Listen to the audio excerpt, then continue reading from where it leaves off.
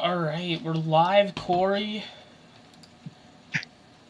Now, I decided to start the snow map from scratch because it was not going as planned. So, right now, we're going to be troubleshooting some things. We're going to try and figure out how many of these like unique things we can import and if it can work in the engine. And then I'll fix the errors later. So what were you talking about with the thing, Corey, or the Cheeks thumbnail, about it looking a lot like Star's big butt? Oh, you'll have to leave at 5. Oh, right, you have work. Yeah, that picture, he probably had someone drew. Yeah, it quite resembled your OC's shape. Seems like he copied the drawing. The armor color is not exactly the same as Star's, but it's very fucking similar. It's so fucking similar to her. Like, here, look at this shit. I'll put it on the stream. That is very similar to Star. Very similar. I mean, look at that shit. I mean, well, Star's ass is bigger, alright? Like, what the fuck? What the fuck? Why the fuck did he do that to... Oh, I just fucking noticed, Emil. What the fuck? What the fuck? No! Oh, God. Yep. Oh, I need to look at Star's ass to feel better for that. Where is she? Come on, where did I post her? Fuck. I don't know where I can find pictures of her butt. Why the fuck don't I have a Star butt folder? What the fuck? Oh, what the fuck? Oh, my lord, Corey. God. Daxter all flirting machine. What the fuck, Ratchard?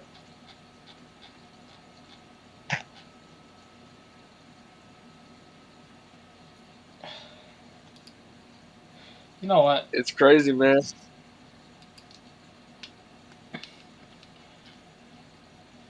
I'm just gonna focus on work. Alright, export as .as file. Now we just gotta wait.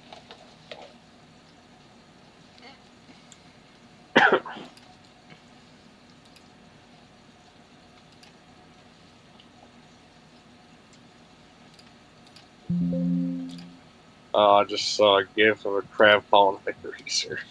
Oh, well, yeah, they said today is the day crabs fries, so I fucking posted a picture of a crab frying. It's crazy, like yeah, crabs and lobsters, they literally have to be alive to be cooked. It's crazy. Which means if you can go to the market, you can technically get a pet lobster and put it in a fish tank. Yeah, like the reason why they have to be cooked alive is because if one died, their body produces like this, well, let's just say their blood like rapidly decays. Basically, their body becomes toxic, really. Yeah. Yeah, like if you, okay, say like someone actually, okay, killed the lobster before cooking it, and if he did it very slowly and not quickly, yeah, he's gonna go to the hospital in the next couple hours. So yeah, that's why they need to be cooked alive, which is messed up and maybe humane, but it's the only way to eat them. So yeah.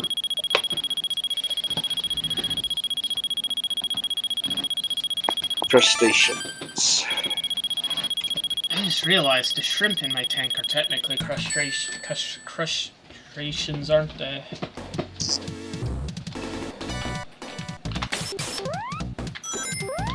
They don't like copper either. Crustaceans do not like copper, Corey. Oh, they prefer shiny stuff, gold.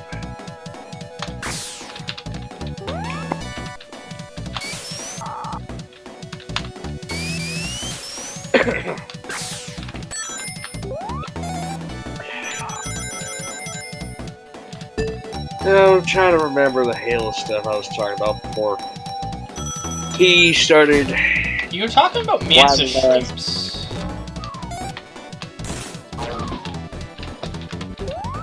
Oh, is that what we were talking about? Well, you mentioned something about a mantis shrimp. Oh yeah, yeah, those can be very difficult to work with. Yeah. I know Rathard keeps asking you to get one.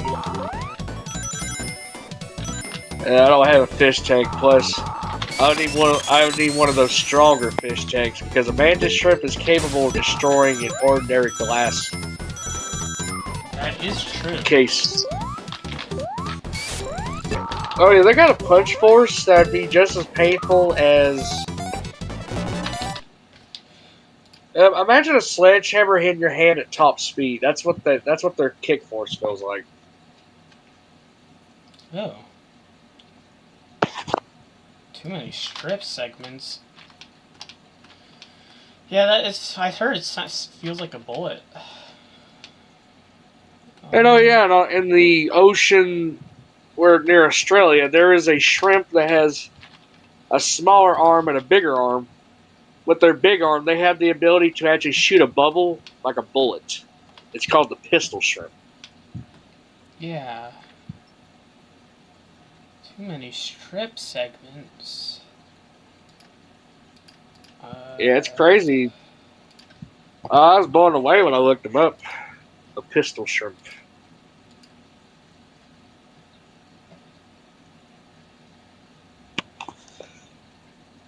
I'm trying to think. What type of Halo stuff I was talking about yesterday?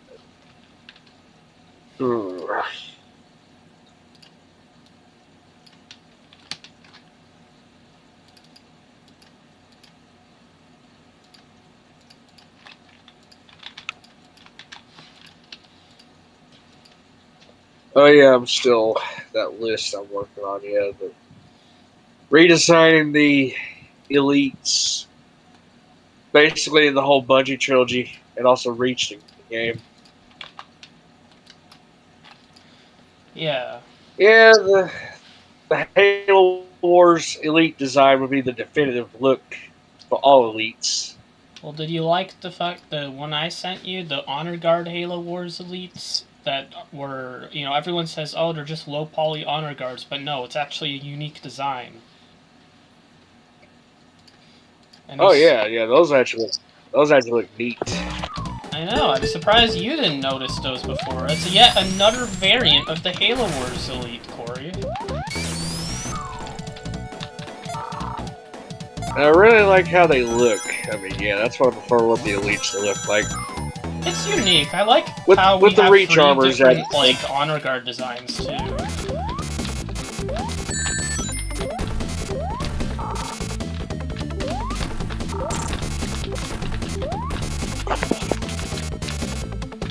I guess the lead in the front, he has like a much more sharper looking shoulder pad, so yeah, spec off like shoulder pads are a little bit shortened. No. I think that's ultra. Almost feels like the ultra shoulder pads in a way. Yeah.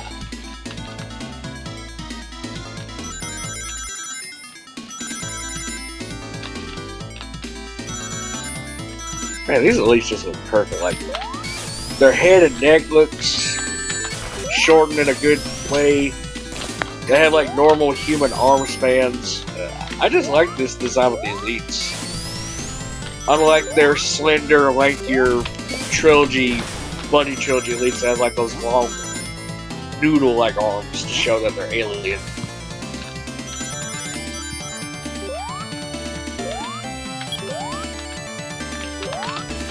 Ah, fuck. Yeah. Yeah, I guess Halo Wars tried to give the elites a sort of... Okay, yeah, they're still alien, but they're still gonna have like bodies that still has a human-ish, in a way, look. I would say most of the arms, that's about it.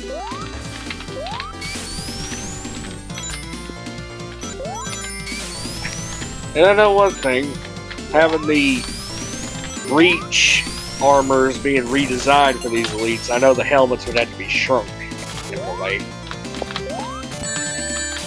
Especially the Zealot and Field Marshal helmet, which I do like.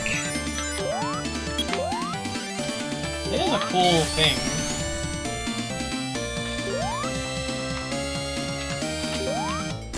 I think when you redesign the helmets, you have the Ultra, Zealot, and Marshal helmet. Those would be like the helmets that would be more, well, a lot more intimidating in shape, I'll say.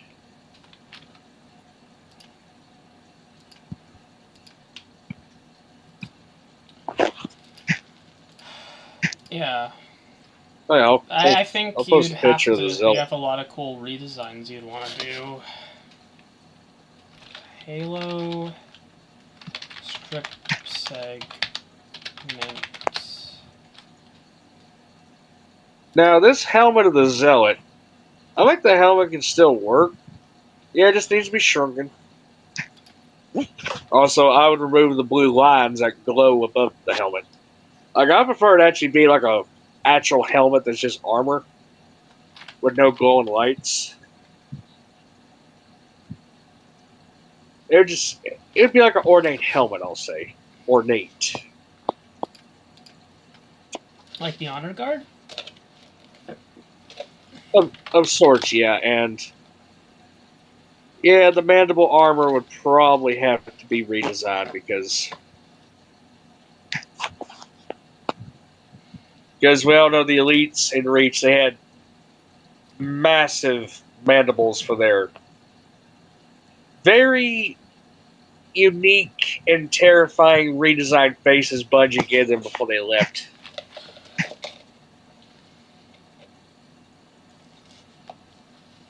And they kind of look like spiders.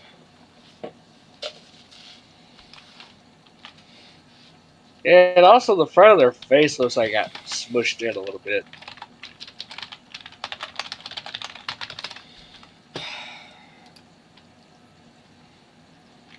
Yeah, they do look like spiders, don't they?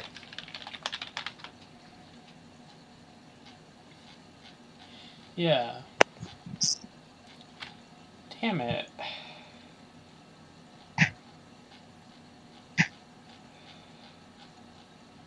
And the Reach brutes, we don't talk about them.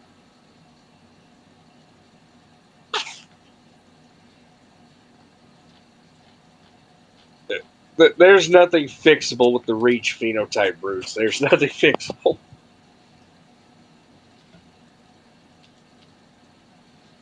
I would say some of the armor pieces look pretty cool, but that's probably about it with them.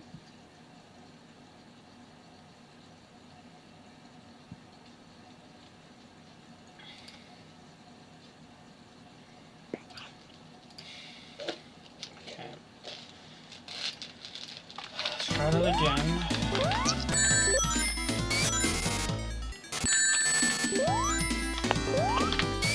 Looking at the Reach Elite and the Halo Wars Elite.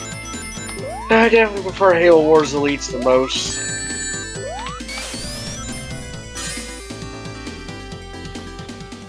They actually look like something from Halo.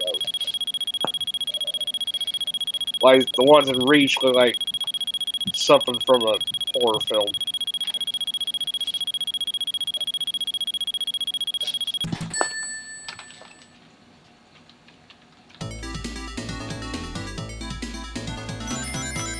Yeah.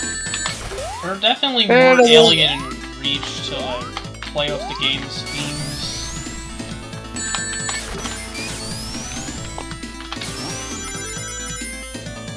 Yeah, and I will give Master Chief's credit. He does say nothing against the armor, but damn, the elites in Reach are just.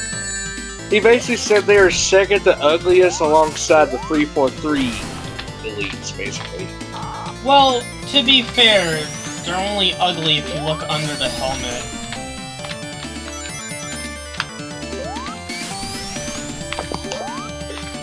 Yeah, true. And... oh, man.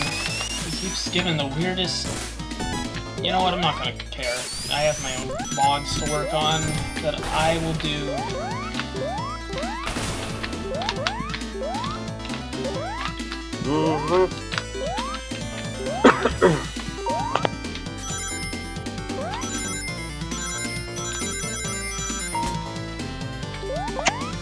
I think I remember what I was talking about earlier. Yeah, Halo Legends. A lot of unique designs in Halo Legends. I noticed there were, like, Halo Wars grunt goggles in the Babysitter.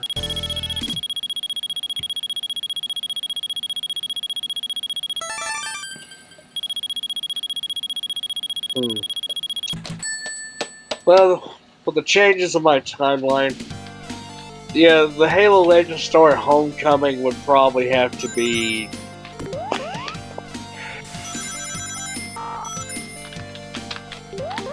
It would sadly have to be erased. Why? What's so conflicting about it? Well, I mean, it's about the Spartan 2s. They're getting kidnapped from their families to be turned into super soldiers, basically. Which is the stuff from the Bungie books and also 343's version of Halo, which is sad and just tragic. AKA UNSC's actually evil type nonsense. I see. I mean, Homecoming is, it's a well-written story, not gonna lie.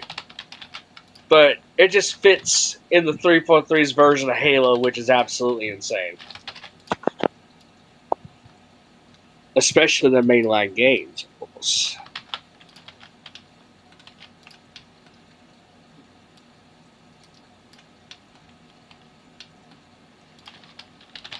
Halo becoming Call of Duty in space.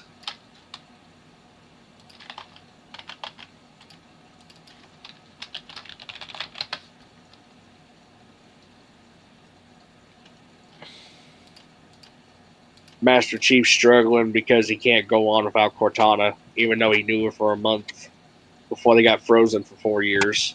Well, he did. Crazy. Oh, no.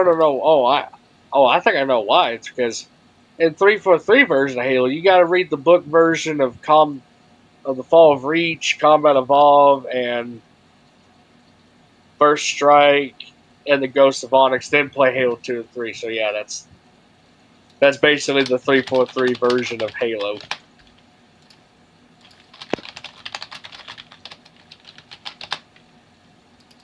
Which nobody really cared.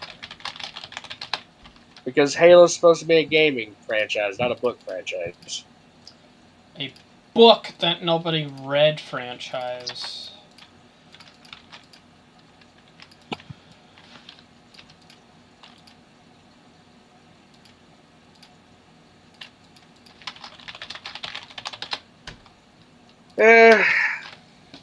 On a footnote, the only thing worth salvaging in Halo Legends is probably... Everything?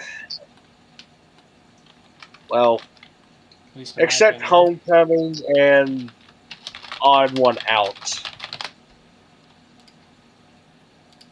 Well, except the dinosaurs and Odd One Out, but yeah, Odd One Out was kind of a goofy one, I'll say. The dinosaurs need to be saved, Corey.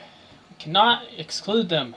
We need them in Halo, and you'll see soon. Once I get that shit imported, I'll have a T-Rex battle. You'll have to fight a T-Rex with rockets on its back. And I'll have blackjack and hookers, too.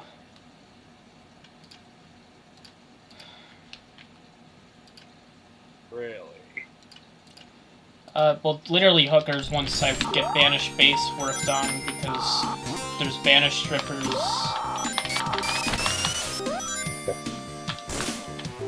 Okay, another one sound. Oh yeah, the duel. Okay, now that story needs to be kept because it's the very reason why the Arbiter is a title of shame instead of a title of honor in the Bungie trilogy. I don't know. You should watch C-Free Sabretooth video on this so you can learn more about what Bungie intended.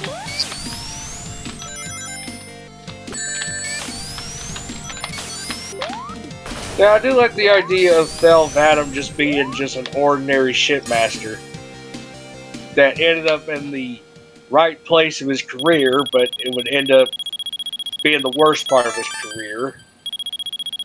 Okay, he failed to protect the Halo ring, and he was blamed for it.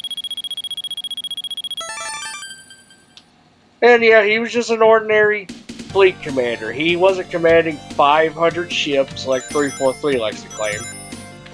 And also 343 saying Thel 'Vadam was so wanted that every Oni Spartan failed to kill him, including Locke, the guy from Halo 5. Oh, And gross! Gross indeed.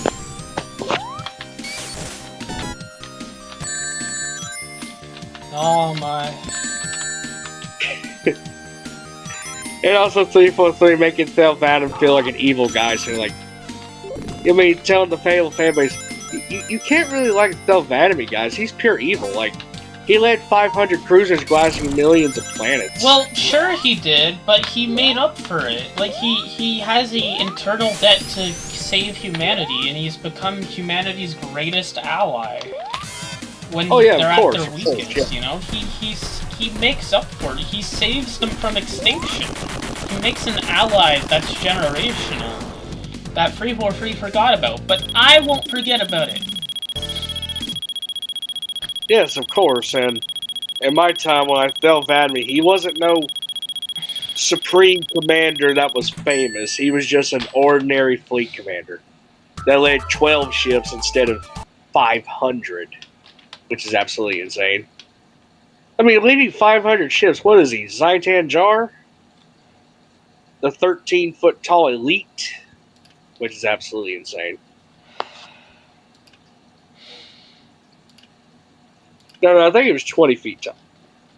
God, how can he even live? That's a good question, Corey. Bro's even taller than a hunter, my god. Alright, we'll see how this fucking works. You want to tell me can't be a leaf map? Well, take it from another map, bitch. An elite's so tall, he makes the Didact look like a toddler compared to his size.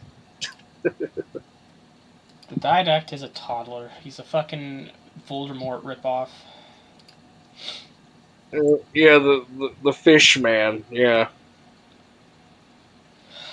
Oh yeah, the most horrid retcon of all time, yeah. Having the Forerunners being fish people the whole time. And hating humans too. Great. That literally ruins the Bungie trilogy entirely. Basically killed Halo, yeah, that's what Halo 4 did. Yeah. Yep. But that's why we're gonna make our own fanfictions and outdo it, Corey. Absolutely. Oh, by the way, you should definitely share this picture I made on the stream. What picture? Yeah, Are you post to the watching voice the stream? I'm trying to. Hold on. Had to fix something.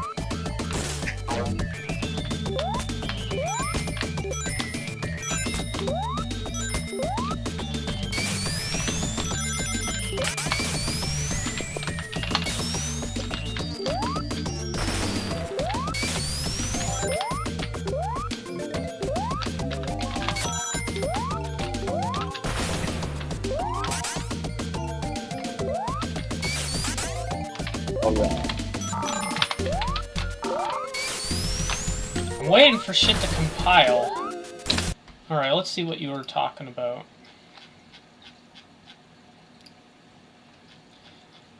Voice chat text. Oh, I see. During Halo 4's development, Bungie Halo developers not allowed to join. Frank O'Connor. Yeah, that sums it up. Oh, right! Tonight is the Broken Circle game night. Are you coming, Corey? Oh, it starts at like 7 o'clock now. I won't be able to do it. I'll be at work. So are you just not going to be able to show up? Nope. Ah, that's a shame.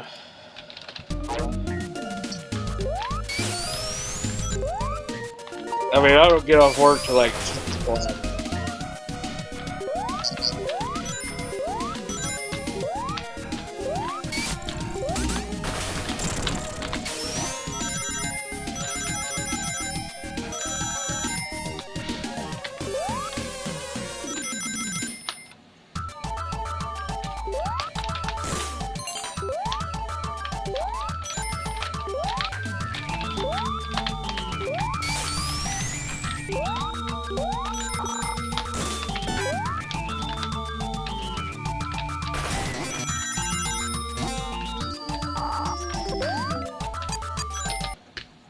Oh my fucking god, couldn't build leaf map, couldn't build... Oh my fucking god!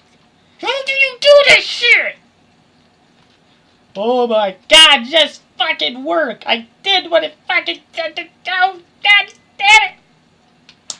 You know what? I'm gonna do it the wrong way, and we'll see if it works.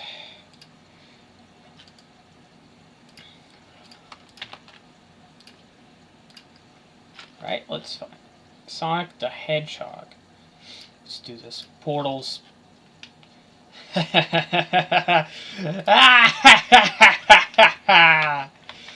Oh, fools! They didn't think I would try this. Here's my fucking portals. Oh, look at them. Beautiful. Beautiful fucking portals! Portals! Hello. Oh, hi, Rev. Yeah, sorry, I was supposed to be a lot back a little sooner. I just had to run an errand. Just got back. Oh, okay. Sorry, my phone died while I was out, so... Oh. No, I figured as much, because you mentioned it's like, oh, it's at 8%. I'm like, okay, so it's probably going to die soon. To also, give me a second. To also respond to your statement. No, that's fine. Funny enough, I'm thinking about porting those kinds of models out. Or exporting, I should say. So, that works just fine.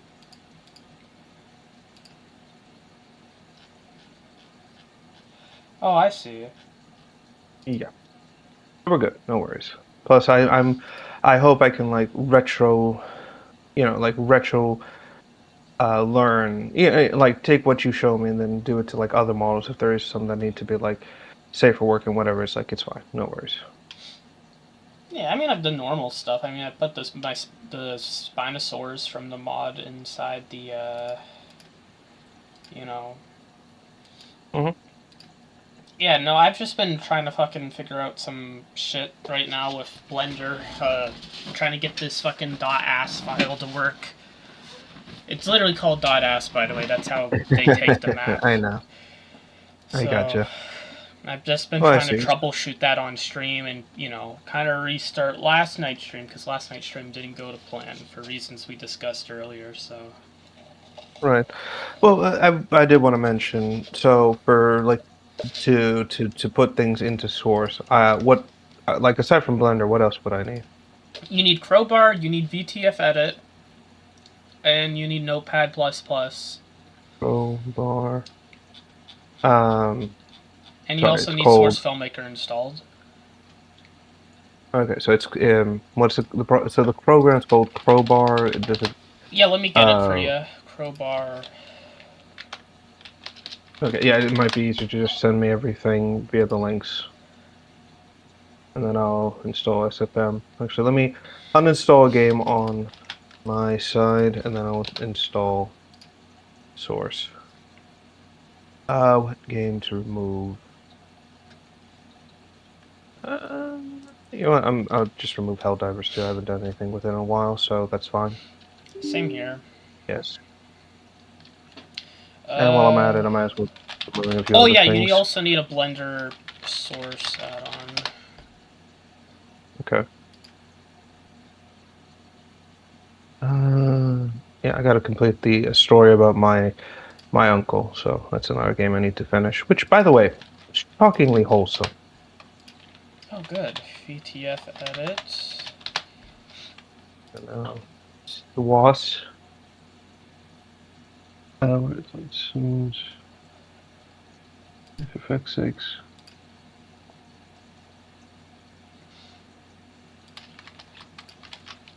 I gotta look it up on my fucking thing. I hate that. I hate the fact that it's like, oh, it's not in your like library. You have to go to like the web page and do it. Yeah. So here's everything you need, along with Blender, Okay. which you already have. So you need all of this. Once you have that all downloaded and set up in a folder, then you can. Then it'll have to like tell you how to do that stuff. Okay. Sorry, you said. Sorry, I didn't catch that right away. So you said what? One more time. I put it all in your DMs. Everything I put here, you have to download. Okay. Blender source tools, you have to put in your Blender add-ons folder. So. Okay. So I need to download. So I need to put Source and Blender on. So let me do that too. Because I don't have Blender installed. I knew that was going to come back to bite me in the ass.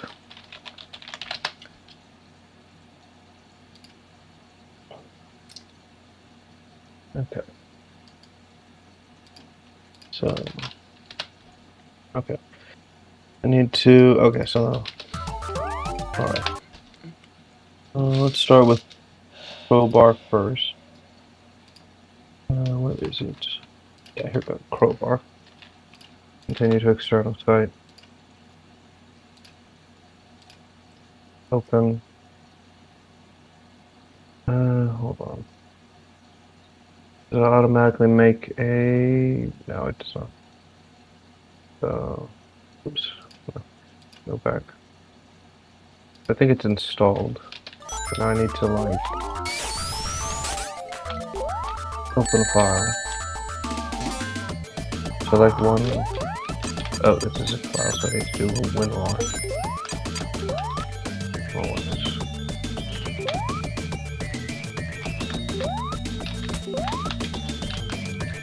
Bar.exe.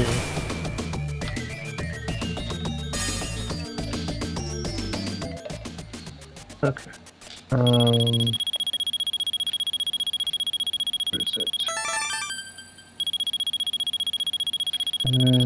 That's X.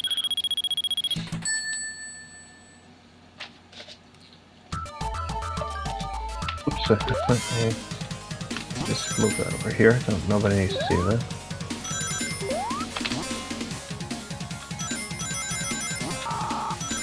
How you doing, Red? I'm fine, just following what Jordan's saying. Okay, so I have Crowbar. I think, like it's on the system, I just don't have a folder for it, so let me make that real quick. Folder. Call it Crowbar. I think I can just drag and drop the file documents. Oh, for fuck's sakes. Bear with me a second. Doing that stupid thing where it's like, oh no, you can't do that here. Okay.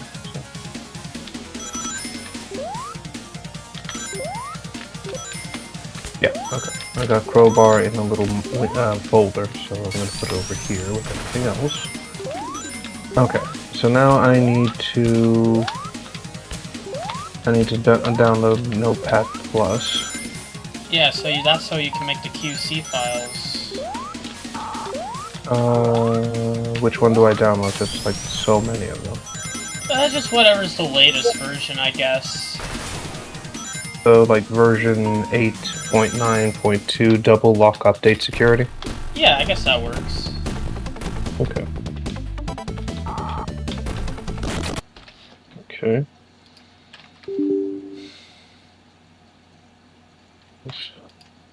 Next. I agree. Yeah. Okay. Install.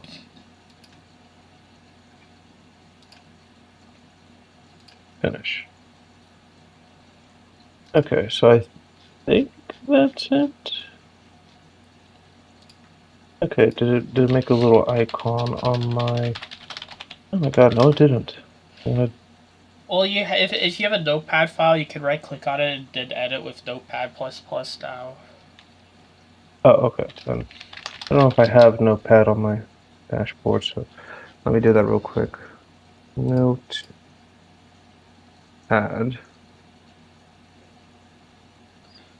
Oh, no shit. Hold on. I fucked that up. Notepad, right click. What is it? I guess just like drag and drop will probably be the best thing to do. No, can't do that. Can I create an icon with this? Okay, I might have to like open my other things here. Hold on, bear with me a second. Let's see. Here we go. Okay, Notepad. App data. Oh, that's not it. Oh, that's weird.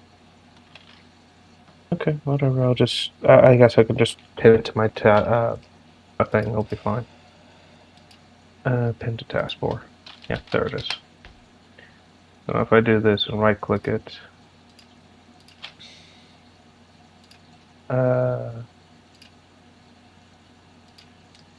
I'll just leave it alone because I don't know what I'm doing with this thing. So, Notepad Plus is installed. Now I need to download Blender Source Tools. Do that now.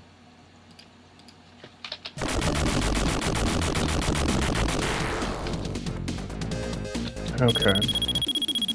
So let me create a little file for that too. Blender Source Tools. And you said once it's downloaded, I have to drag and drop it into my Blender. I sent a tutorial on how to do it. You gotta open Blender and go into preferences.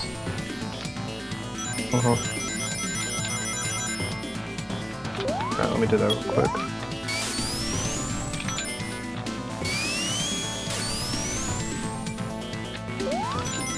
Where's the thing? Oh, there it is. Sorry. Just.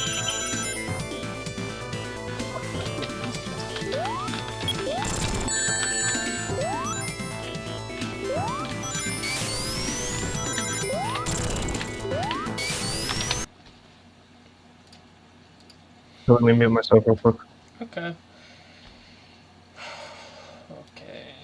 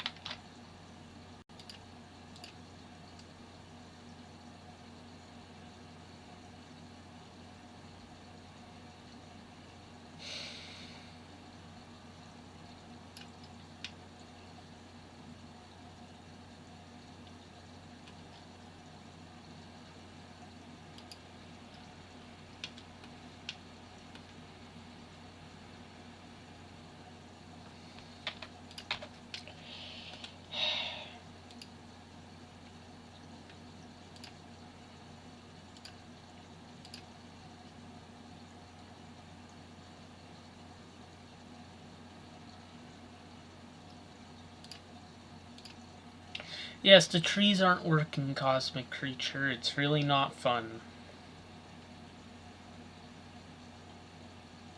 Okay, thank you for your patience. Oh shit, I just said something about my job. Fuck. You did? Um, yeah, because it's like that. Whenever I go on like hold with my clients, it's like a 3 minute hold. I come back and I go like, okay, thank you for your patience. So let's see, and it's like, ah, shit, I didn't mean to say that. It's reflex. I think I did it right. I see here in add-ons it says blend source tools. I had to download it from my or install it from my what's it called? My oh my God, what's the word? Um import it from the file from my like computer on disk. Sorry. But hopefully that worked. So I'm gonna assume I have blend tools installed, so that's fine. Um okay, and what is this? NEMS tool. So what is this for? So that's so you can actually export the model as a DMX file or SMD. Okay. So I need to download this too. Wait,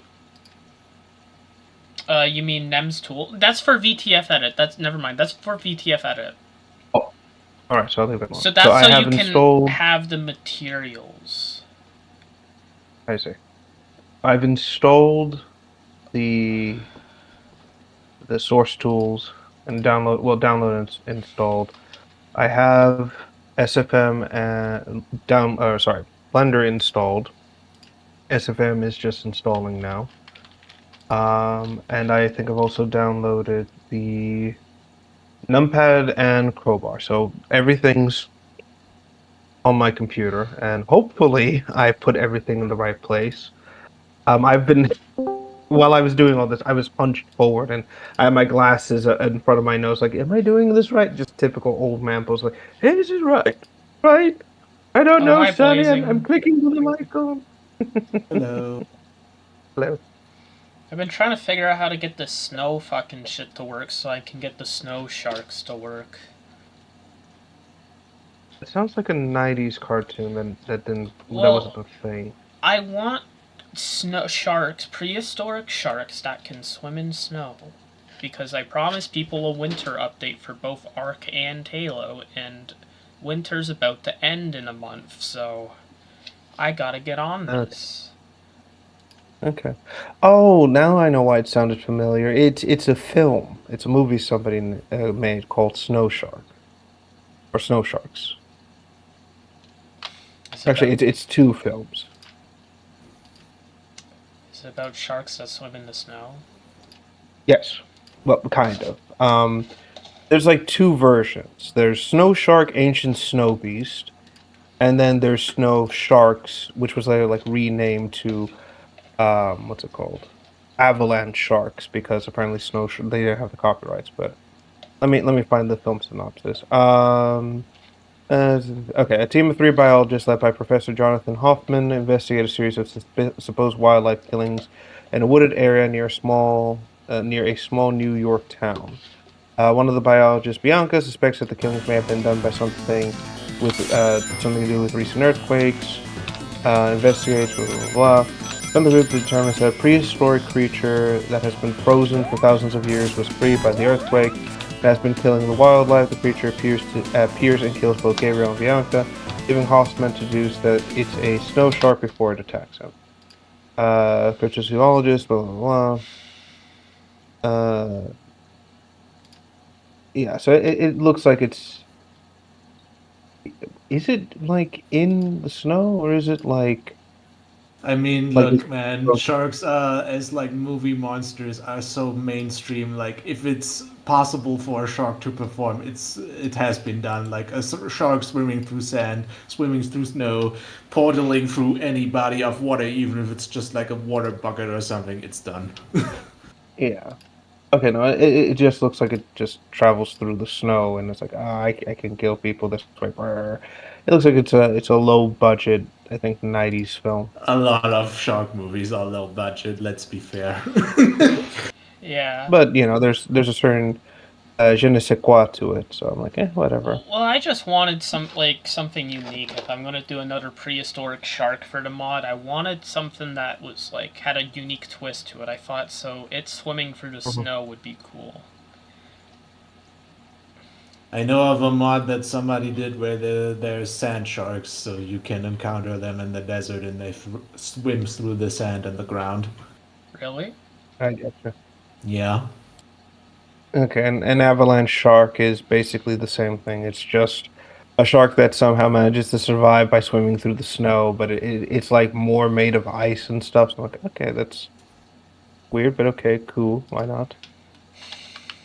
Oh yeah, and then there's sand sharks. It's like, okay, it's Christ, yeah. It's like if you could fit it in a film, you can probably get a shark, and it's like, there it is. Oh, that's funny. Oh God, what was the name of that one game that had like the walking sharks? Hold on. The walking sharks. Yeah, let me see. Starbound? You really mean a game or like just media in general? Because if it's No, media, it was a game. It was a game. I think it was called Interstellar Troopers. I think that's what it's called. Hold on. Interstellar Troopers. Oh no, Interstellar Marines. That's what it's called. Yeah, here it is. Interstellar Marines had like it was one of those games that was overly ambitious, like a millisim, basically, and there were like sci-fi elements. And one of the main things was is that what drew a lot of people there was that there was like you and your team were investigating a abandoned facility, and there you would discover like weird experiments with like sharks, and like for some reason the sharks were like they're like great whites hybridized with like weird alien DNA, and they had like weird muscle arms and everything. It was a fever dream of a game, and people wanted to play it just for the sharks alone. Because I I thought, don't oh my remember god, like ever like even hearing about a buzz of this game.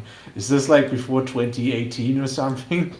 yes, yes, it was. It was many, Yeah. many moons ago. Again, old man Rev strikes once more with the deep cuts. Um, Interstellar Marine, like I'm gonna check and see if it ever came out because I'm fairly certain it didn't. Let me see. Or if it did, it was like an open alpha, and then it was like removed from Steam. Because it's something about the devs being like assholes and be like, something like that. Yeah, by the way, Jordan, I know I'm really late to this, but what exactly happened when you made that announcement of what, Subscribestar? Like, what was the So incident they were here? doing like a payment processor change, and it was like fucking. So, and we believe that like there were payment processors like pushing them or trying to pull out or some drama behind the scenes, and it was going to fuck me over. But it seems like everything is fine now. Everything's back. So I wasn't getting paid the amount I was supposed to be getting paid by Subscribestar, which was scary. But they just confirmed that it was an issue on their end and that they were going to be getting it properly through, and I ended up getting what I was owed on the 11th.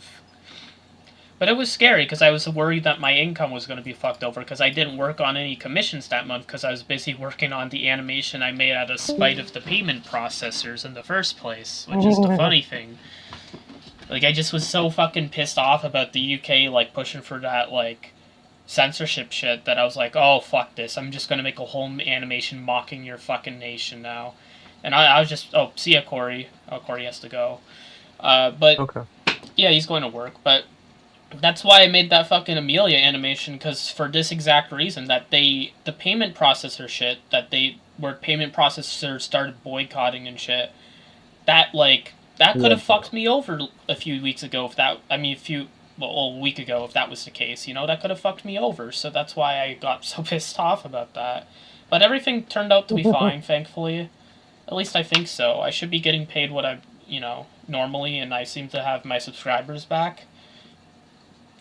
But, yeah. That's good. That was I that's what found. that was all about. Gotcha. So I found it. The game is live. It is in early access, exactly as I remember.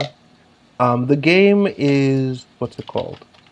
The game was released into early access in July of 2013, and the last update was about 6 years or over 6 years ago.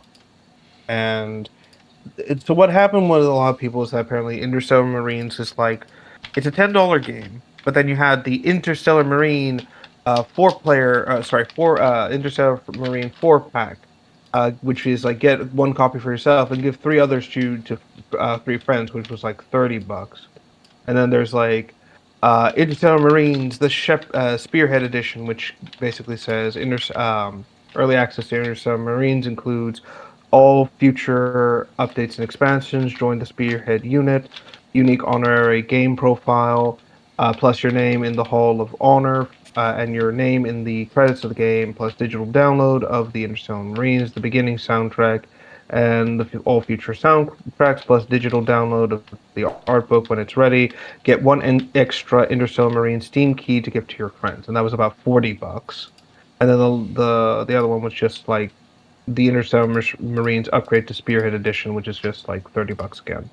So you can see how like a lot of people weren't happy about this because it was essentially just them trying to get as many players to play the game as humanly possible, and they were just constantly doing like, "Oh, do this, buy this version, buy this version, buy this version," basically, and then nothing happened essentially. Let's check the reviews. Yeah, here we go. So the most recent review that was back in good lord, hold on. Wow, 2025. Jesus is quote. It is indeed a dead game. Do not buy. Then the next one was February of I think this year actually. Abandoned game should not be allowed to be sold still. Honestly, a game abandoned in early access should be refunded, in my opinion. Then another one in January of this year was it was a decent experience when I played it back in 2016. It again, there's people still getting to this game and buying it and trying it out and likely refunding it. But this is it's a relic from again my past more or less. Again, we're talking about a 2013 game that promised the moon and the world and underdeveloped or delivered so much. Yeah. And what's funny is that they couldn't even get the sharks to work at the start of the game. Originally you only just fought robots and like androids and stuff. And then you fought the sharks like in a later update when people were like pushing back on them, and then the sharks were nothing new to write home to. You just kind of like shot them, fought them. They were like rabid dogs, basically, nothing interesting. The trailers implied that they would run like pack animals, like you had to watch the walls, you had to watch the corners, because if you didn't pay attention, they just like ambush you, and it was like a xenomorph sort of thing, but it didn't go anywhere. Yeah, looks like it's a good thing that I'm doing this. Just the snow sharks. I mean, I wouldn't be so like I wouldn't be opposed to someone being like, yeah, remember that old game Interstellar Marine? Yeah, I'm just ripping it off wholesale. Here you go. Like they just recreated in a mod, and it's like, there you go, have fun. I mean, look again, like making a shark, but it now swims in snow. It's so generic. You don't have to like say, "Oh, I did this because this and that inspired me." It's just like Lamau, I did it. Exactly, like Raffle Lamau. Oh my god, I made a shark that swims in lava. Am I just not referencing this specific movie, this B movie? Well, that wasn't really my intention. I kind of had the idea of the snow shark because of Monster Hunter, but I wasn't trying to. But also. Yeah, the Oh shit! that one. There is a fucking snow shark in Monster Hunter. It's the fucking Beotois. I forgot. Yeah. Hold on one second. I'm gonna mute myself real quick. I got an emergency. Hold on. Oh shit. Yeah. But yeah, that was. Fuck. forgot what I was gonna say. Oh yeah, I also have fire-breathing megalodons in the fucking mod. In the fucking Ark one, it's like it's the rarest creature in the mod. It has like a very small chance of like spawning, but it breathes fire.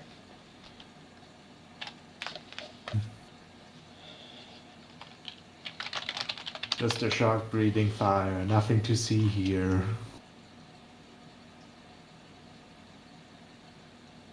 Yeah, I just really wanted to have a, you know, something cool like that. Okay, we're good.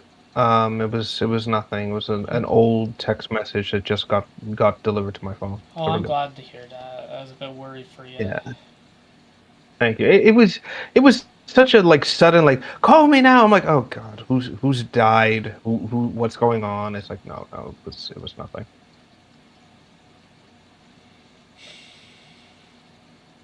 Just no, the tilapia is gone raw. So it's like, oh no. But no, we're good, we're good. Let me see here. Yeah, Ender Marines, Jesus Christ. Again, it's such a shocker when you think about it, because again, that's a relic from a bygone age when games were going on. Okay, before I continue, everybody get ready. The Rev's gonna do one of his signature, back in my day kind of moments. So get ready, get a drink of water, get your I favorite have the snacks out. Slurpee still from 7-Eleven. Yeah, so here we go. Way back in 2013, 2012, early in gaming history, one of the biggest things that a lot of game developers started to experiment with was the idea of um, one of the ideas of like the what's it called, early access model. And the idea was is that this was a way to get direct player feedback from the player base as the game development was ongoing. And so, um, as this was happening, as this was going on, a lot of people found it a very interesting and appealing way because it allowed direct access to the developers and allowed people to basically voice their concerns and say, like, hey, I want to maybe add this feature, add this, remove this because it's not fun. Or, there's like 100 different problems and, yada, yada, yada. All these sorts of like specific reasons why and how you would like do all this basically.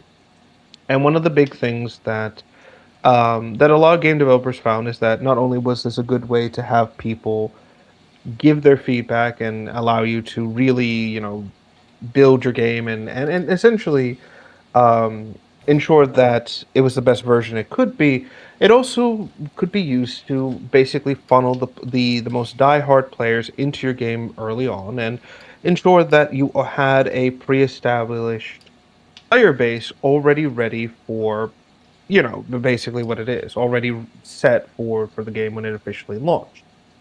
And this is where the corruption really started to happen because once it was revealed that players could be made to pay for early access to get into a game early and basically double as game testers while also the developers not having to be beholden and like the publisher didn't have to pay for any of this shit um uh and all that sort of shit. It basically allowed them the ability to come up um with whatever they wanted to do and whatever the case may be. And so this is where the early access model went from a development tool that allowed the developers to get direct feedback and basically improve the game to corruption, to basically developers creating what would later become known as the um, pre-order nightmare that we would later have to deal with.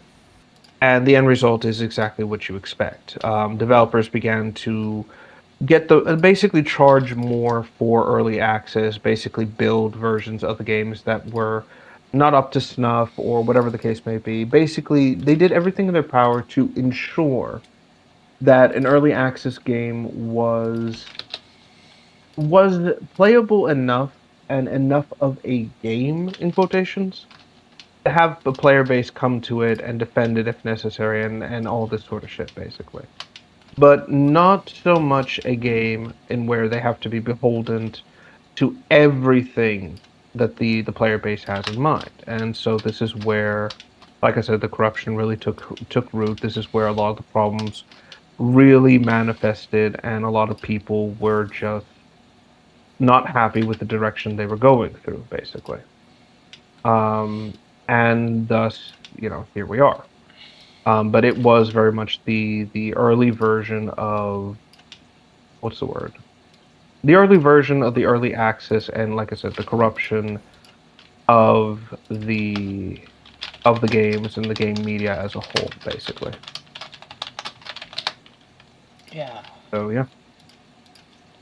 Well, again, it's once publishers caught whiff of this, once they realized that, oh, we can nickel and dime our player base, we can do this, we can do this, we can essentially ensure that a large portion of money does get to us no matter what we do.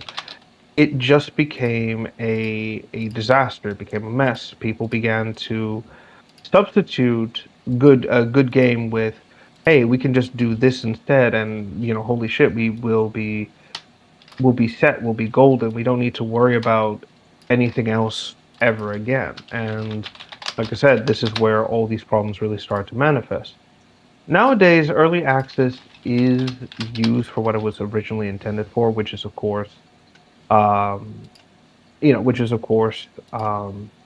producing games that are, getting direct feedback, getting, direct, like you're getting all the information you possibly need and then some, and you're not in the situation where you're just guessing what people want or what people expect. Yeah. So, it became the best of both worlds after a lot of bullshit and a lot of trial and error and really tribulation.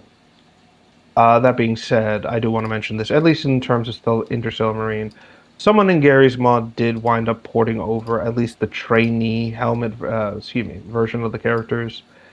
And good God, it is still a rough thing. Like witnessing it so many years later really does show that this game was nowhere near in a proper state.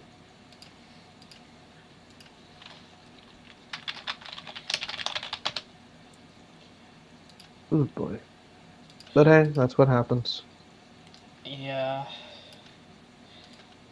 Unfortunately, I have some bad news. The trees do not want to import no matter what I do, so I will have to add in new trees Okay. that aren't fitting, which I know it's kind of sad. Like, I wanted these trees, but they're too fucking high poly for fucking, the engine to handle.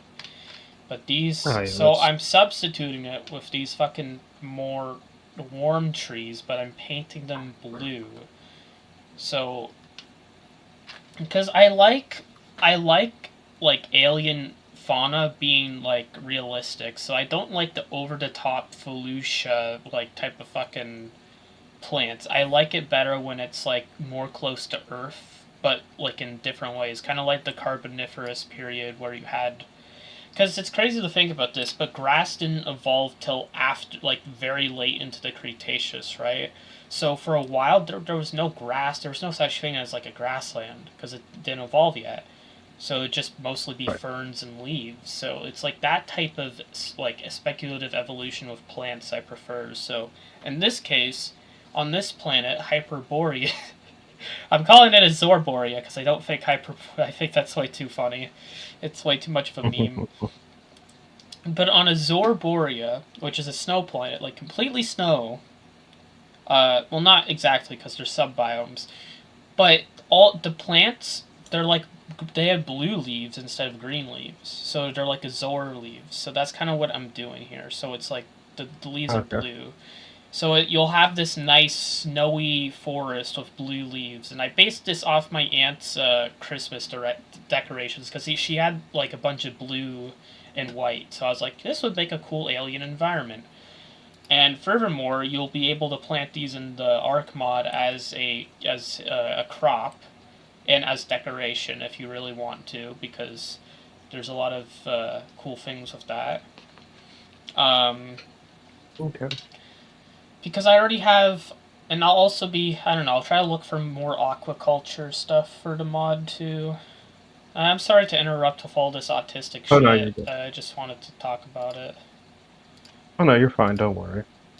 Yeah, it's again, that's kind of like one of the biggest issues. I think is that whenever you, like, I'll be frank, I like Felucia. I grew up witnessing it because again, I played the Force Unleashed games, and it really showed you how the environment works. Where basically Felucia is just it's basically a massive fungal planet. It has many like the planet has evolved to exist outside of what's it called? Outside of traditional plants. So you have massive spore colonies and plants that basically transmit via spores. So everything is fungal. The planet's marshy atmosphere is more humid. It's more conducive for fungal creatures, and so Felucia caters to a lot more exotic plants and again more massive fungal like colonies and things like that. One of the big things is that even the native Felucians um, are also very are essentially fungal based. And let me be clear, the true canon Felucian, not the cutesy farmer bullshit things that Dave Filoni created, because apparently he couldn't be bothered to make the native Felucians actually relatable because they're too weird. Fuck off. But what makes the native Felucians more unusual is the fact that they are fungal people. They are basically large fungi, um, capable of incredible feats. They're able to communicate with each other. They understand the environment, the creatures around them. They're influenced by the force, and they're not necessarily aggressive by trade. They just essentially react um, to the force, and can be influenced it to be either good or bad. So there was like why the Felucians that followed Shaak Ti when she was there were more calm, more passive, were much more no than typical noble savage, noble savage archetype. And then when Maris Brood took control, why they suddenly became the far more aggressive, feral, almost corrupted versions of themselves, and just basically let themselves become contaminated that way. And again, that's what I enjoy about Star Wars and the more unusual planets in Star Wars, because it's supposed to be a galaxy far, far away, and at some point you're going to see, um, what's the word? You're going to see strange, what's the word? Creatures. Thank you, creatures, life forms, planets that have completely different environments and ecosystems than what we normally expect. It's just par for the course, really, and that's what I enjoyed about the true canon of Star Wars and everything like that. Nowadays, we just get the same environments over and over again with no deviation um, to what um, George Lucas and the rest created. Like everything's just boring or almost similar to what we've seen before. Jakku is just another fucking desert planet. It might as well be fucking Tatooine. Um, Same with any random fucking snow planet. Like again, there's a very clear failure to translate the interest and the whimsy of Star Wars to anything decent. Nowadays, it's just don't do anything crazy, don't do um, anything risky, don't do this, don't do that. Make it the same, make it sound similar. Do this, do this, do this. Don't bother changing the sounds. Don't bother changing the environment. Just base it all on everything we already have established. Don't do anything weird. It's like, ugh, so tired of that shit. And legitimately, I'm tired of that shit. But I get it. Felucia isn't for everyone. Star Wars' planets are I guess I More, hate the you know. aesthetic more in Halo 5 and Infinite that's shown than I do in Star Wars. Yeah, because the environments in Halo 4 And and Halo 5 5, especially. 4, and Infinite, they had that, like, they had, like, a very over-the-top fucking alien planet design that I really didn't like. It was not in line with what Halo set up at all. It was way too cartoony. Especially Halo Wars 2, it really dropped the ball in that regard. Yeah, Genesis I think is the worst of it because it's very clearly supposed to be like a planet with like Forerunner architecture everywhere. But Genesis doesn't feel like a planet. It feels like they wanted to build another Requiem, and I'm sure that was the goal, or that's what they wanted to do. And then they didn't even bother to make it unique or interesting or anything of the nature. What they just did was, oh, we've just created Requiem again, but we've made it more of a fungal planet now than a desert biome, whatever the fuck Requiem was. And isn't that more clever, and interesting? Isn't that better, people? And it's like, no, it's boring. That's it. Like there's nothing special about Genesis. There's nothing special about, or sorry, let me rephrase that. The planet Genesis. There's nothing special about um, how they've created this environment or anything like that. I mean, I think the only like there's something in Halo 5 that made me disappointed, and that was um, what was it called? And that was the colony of like oh god, what was it called? It was the glass colony. I just can't remember what it was called, but it was that one. And um, Yeah. what what I what I remember about that is that the ground is like sooty. It's like dirt that's clearly been superheated. It's almost like what's the word? Volcanic glass everywhere, right? And I think that was the idea. And one of the things that I remember hearing is like it was like an audio log, and they mentioned the whole thing where it's like, sometimes you'll find something weird or strange buried in the like encased in the glass, and they mention how they found like a completely intact home, just isolated inside a shard of like pure glass, glass essentially. And when I heard that, I was like, holy shit, could you imagine seeing that? Like a whole home, someone's home completely preserved in layers of glass, like almost like a snow globe, but somehow more tragic. Holy shit, wouldn't that be cool to like find and maybe blow off a section and then go inside and explore? Wouldn't that be amazing? But we never got that. We got the same tired environment, the same generic level. Like there was no attempt to make people feel alive, I think is the best way to put it. I'm not exactly sure that's how glassing works, though. Oh, from what I understand of like the process, and I'm not just talking about Halo, but the process in general in like other, um, like when you glass an area, like properly glass, that's what I mean. What happens is that the the when something gets hit with enough heat and turns to glass, usually with sand, um, the what's the word? Actually, let me remember. Like, give me a second. But for example, when lightning hits the sand, it causes a different sort of crystallization. So basically, the crystal particles of the sand become superheated.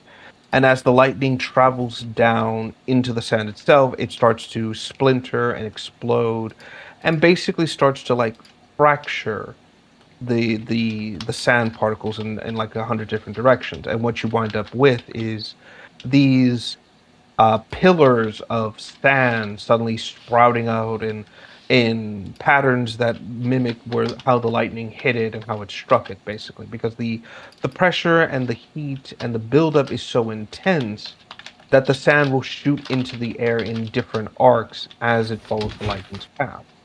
So it results in these unusual crystalline formations that look like veins coming out of the dirt to some degree, or strange, like unnatural physical embodiments and things like that. In Halo 5, we don't see a lot of that. We just see kind of like a generic, almost like volcanic ash. Like there's like everything looks more like a volcano hit it and then like, superheated the environment or whatever. But it doesn't look like lightning hit. It doesn't look like, there's like a huge buildup of flame or whatever. It just feels, for lack of a better term, generic. I think that's the best way to put it. I mean, yeah, but the thing is, when the Covenant, uses the beam weapons, it's not like a lightning strike. It's not that, an electric current searches for the path of least resistance, and then, the glass gets turned from there. It's literally just a gigantic energy transmittance, hence why everything gets heated up. So it's all just Right. slag. Right, but there's no like you don't see the slag, or let me rephrase that. The environment doesn't reflect it. It looks again more like a I volcano agree. erupted, It and there's it no. doesn't look like Go it's ahead. glass, you know. I guess that's my problem. I feel like it should be like, you know, it just looks like it just looks like a bunch of boring rocks. You know, I don't know if that's entirely. I don't know. I get what you mean. Like there's no visual impressiveness to it all. It's just kind of like, there it Lightning is. strikes sand. What does this look like?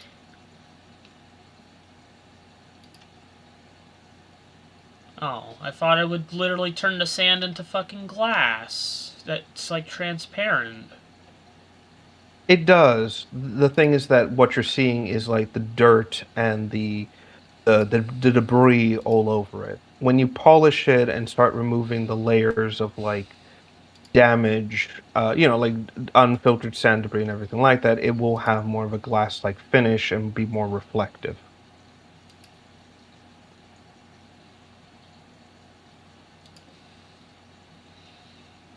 So usually what people will do is they'll find it in the environment, and depending on how deep into the dirt it is, they'll pull it out or dig it out and then start like hitting it with the pressure and everything, just slowly chipping away at the layers until they get like a brilliant form of amber, basically.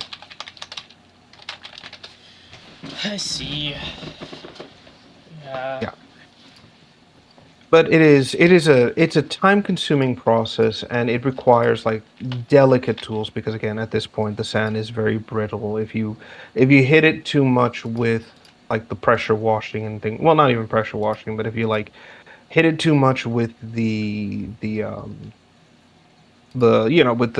elements you're trying to use, if you try to like go too fucking hard with it, it's just gonna shatter completely. You're gonna wind up with something that's no longer, it's no longer the glass you're trying to make, basically.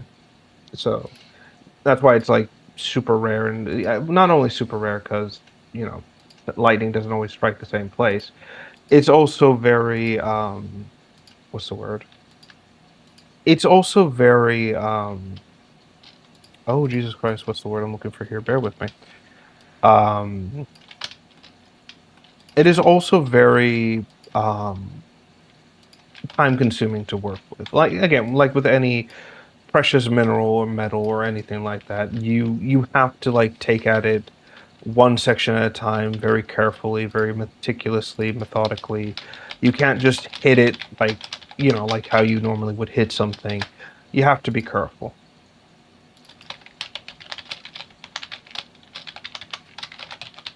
It is again a bit of a pain in the ass, but hey, I'm not complaining. Yeah.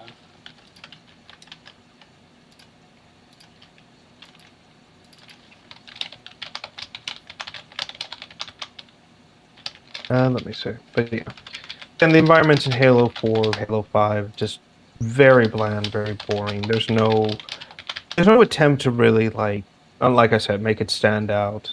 It's not like, we saw um with the classic Halo games or anything of that nature. It's just very like bleh, very blah, very boring, very again, been there, done that. nothing else really. Yeah. Okay, which is a right shame because how do I put it? You have so much that you could like work with, and again, Halo's a large environment. How we don't even like what's the word? We don't have any issues with like things from what's the word? You know, like what Halo 1 showed us, what Halo 2 showed us. Like the environments were very Earth-like, but there was always this air of like it's different. You know, like there is this sort of like the sense that once you get there, you start to see like the changes. You start to see like the environment shifting. Things aren't as like there's an air of mystery to it all. You know, it could be something as small as like seeing the quad birds flying overhead, basically cawing at everything and nothing. You mean like in my The map, architecture Sparkling Lake? exactly. Exactly. Like you don't need a lot to give the impression of an alien environment. You just need the like most basic things to give that impression. You need Mass Effect did dinosaurs. that. Yes, Mass Effect did this very well with what's the word? It did it very well with oh my god, what's the word? With like the environments you would go to, you know, the little creatures you would see like here and there. Like when you went to the colony with Haystrom, that's it, Haystrom. You go to Haystrom and you see like the little beetle crossing like the open area and then suddenly gets incinerated because of the intense heat of the sun. You see That's good game design, by the way. That's how you tell the player to avoid the sun. yeah, you know, like again, that's like brilliant little environmental telling where it's like, oh yeah, the sun is super hot. Don't stand out there. Now obviously you don't incinerate as quickly as the bug does. You know, that would be like some bullshit, especially if you have to like run through the open environment to get to a safer location. But it still gives you that sense of like, okay, I need to be careful. I need to take my time with this shit. I should not rush this process, basically. Right? And that's the thing that I enjoy about Resident Evil and how it presents itself and its environment to the player. And I wish that more games kind of took this approach where it's like just slowly reveal what's happening, what they're dealing with, all these like things, yada yada yada. I think it'd be like a better way to do it. Get rid of all the yellow paint everywhere, for lack of. How will DSP ever find where to go, Rev? It's this thing. It's called Get Good.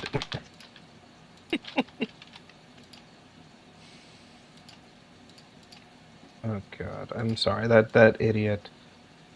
That idiot has ruined gaming for us all. And again, the day he croaks will be the day we all celebrate.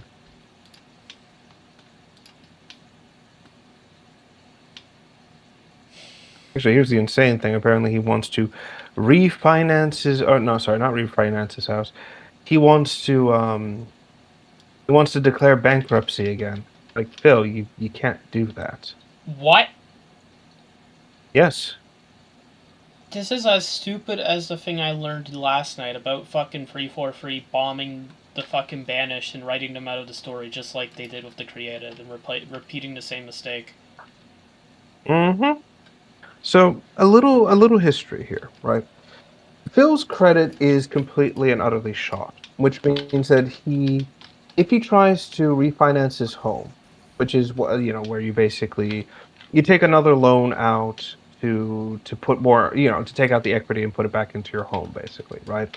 Like have an appraiser reassess your home's value, and then you do you do like 100 little different things, but it basically puts more money in your pocket and reassesses your interest rates and insurances.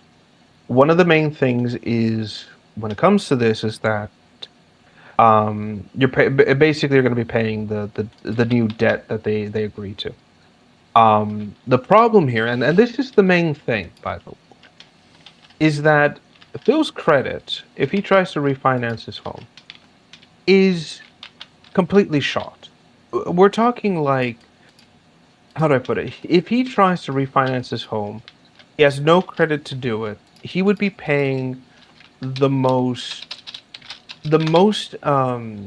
what's it called? The most expensive fucking the most expensive oh my god, bear with me.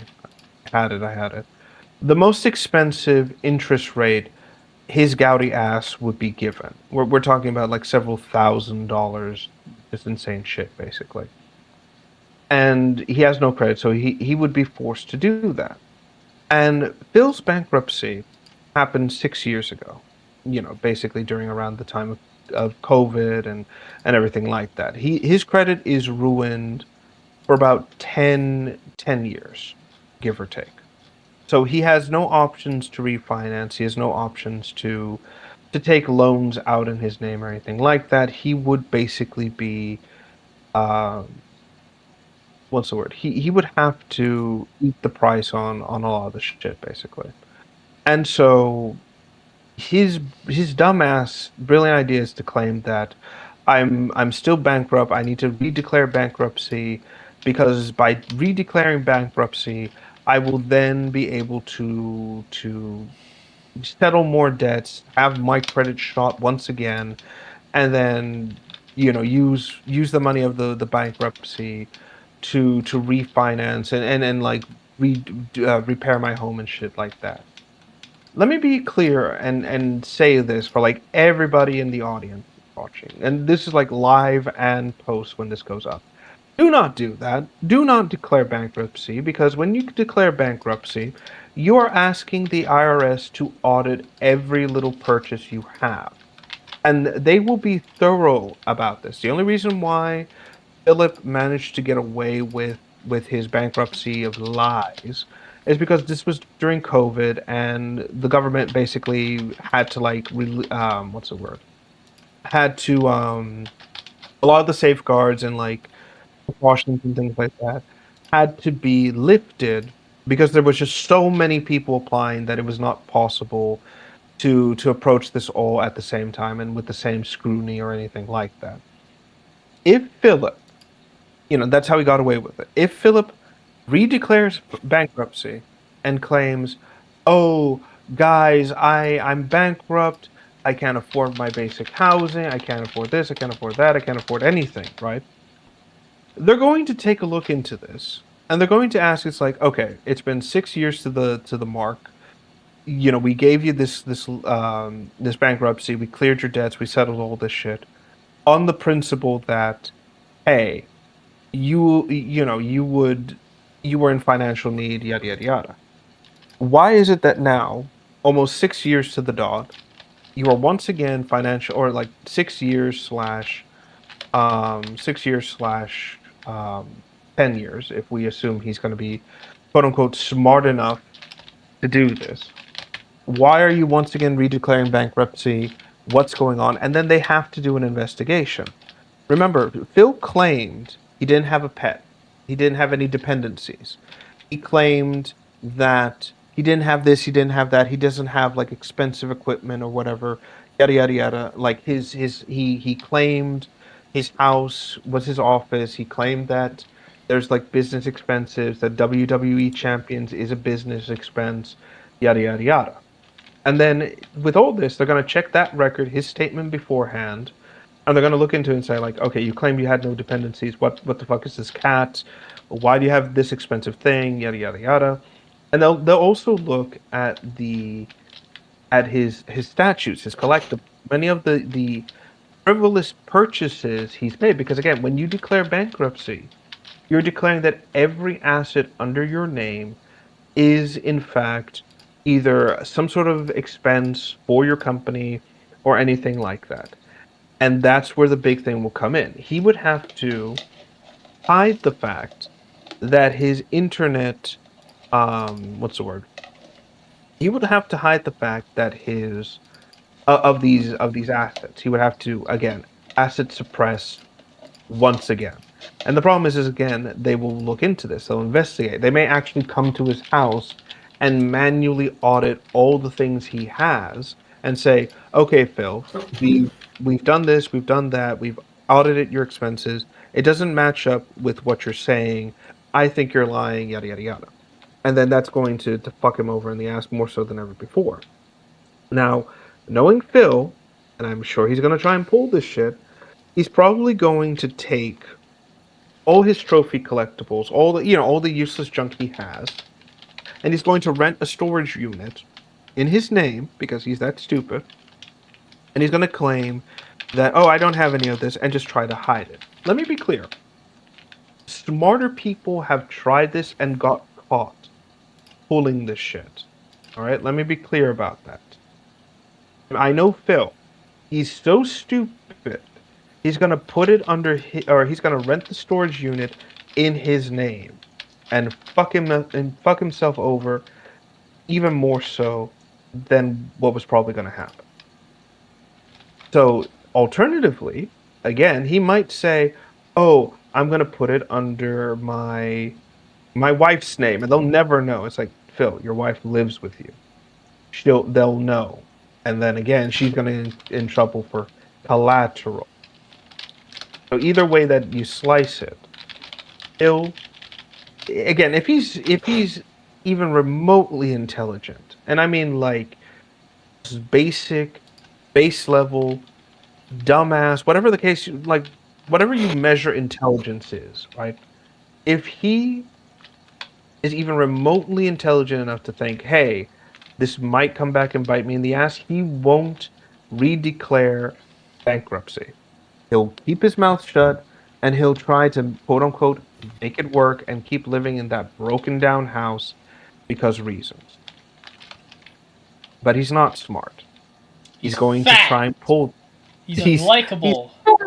He's unlikable. He's broke. He's a bum. He's a. I'm sorry. The fat one always makes me laugh with that shit. And it's just become like it's part of my vocabulary now. I wish that wasn't the case. Oh god! If I had a bell, I would do the "Whoa, buddy," but I don't. Oh So, my! yeah. It's like "Whoa, buddy!" Like that's the best I can do for that. But yeah, he would put himself in such a bad situation that not even Jesus would be able to get him out of the proverbial fuckhole he's put himself into. Let's just put it that way. Jesus wouldn't forgive him for his sins. Jesus just looks at him. It's like normally he's like, "My son, I've come to help you." It's like he looks at Phil, "My son, what the fuck?" I would love to see that. Just Jesus looking at Phil and wondering, it's like, I died for all of mankind's sins, and that includes this chuckle fuck. Like he's just questioning it at that point, like,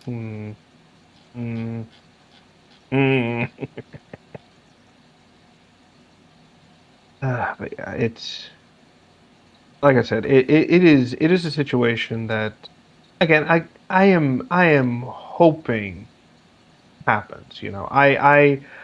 I would love nothing more than to see Phil put himself in that situation. I would love to see him get himself in that undesirable situation and really try to like make it work. I would pay good money to see that happen.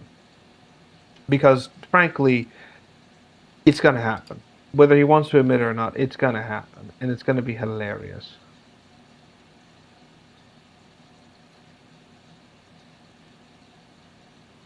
Yeah, you may not think so, but it might. And it's gonna be funny. Yeah. Guys, I need that money. I really do for my debt. Come on, guys. Snort. I fucking love the fucking Bag TV by fucking Ludwig. Oh god, yes. Like every fucking Thursday, Tuesday, and Saturday, I'm just excited to watch some Bag TV. My favorite show's on. It's my favorite show. Just watching the fucking AI DSP be like ack, snort, like Yeah, him it's actually like, saying it. It's funny. Oh my god, yes. It's literally like, how do I even put it? It's like the best possible situation where it's like, yes, Phil, this is like it's distilling the quote unquote worst of DSP into a format where we can all enjoy and go like, ha ha ha, ha, you fucked up, you know? He's actually likable in those like AI like videos of him. He's actually a likable character. That's the sad thing. Oh yeah, it's sad because like somebody whose like entire thing is, to poo poo on you, to basically like make you out to be a complete and utter dumbass, right? Is distilling you down to your worst traits, and the fact that people like that and want to see more. Like again, if it were me, I would be just like sitting there, like hands on my head, being like, "What have I done? Oh my God, this is my legacy. I should probably kill myself." Obviously not, but you know what I mean. Yeah. But again, Phil won't see it that way. He'll just assume that's like, guys, it's fine. Duty's not Duty. Fuck. Ludwig's a loser. He's jealous of me. He I just wonder wants what my he would success. think of the AI like shit of him. Like I don't know if he's actually seen it before. Oh, you know what? We have a DSP search engine. Beg. It's like beg Oh yeah, go. Pig Go. Or oh Yeah. pig go. Okay, let's see. Let's see if he said anything about the the fucking keyword AI. Massive delay. This site sucks, dude. Oh God. Yes. Just think about how insane and unhinged it is. DSP 2024, it says. Oh, it's taking forever Okay, to so search. okay. Again, if he has referenced it, I'm calling it now. It's gonna be like the typical. I don't know about this. People just tell me about it, and like what I hear is like that's what it is. I'm calling it now. Because again, Phil is that kind of loser who will look this shit up, will be like, oh my god, da, da, da, da, da, and then like not only not address it, but then claim some punic victory and be like, oh, I don't know what it is. I don't spend my time looking at mentally ill detractor content, but blah blah blah blah blah. That's what I think it's gonna be. Yeah.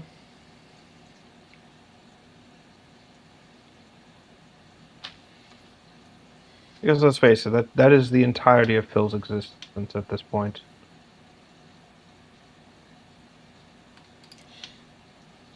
Oh, yeah, you know, I've never thought about it. Yeah, it pretty much is. hmm Again, he like I said, that is that is so humiliating to know that again the best version of you is an artificial intelligence created by someone who absolutely despises you.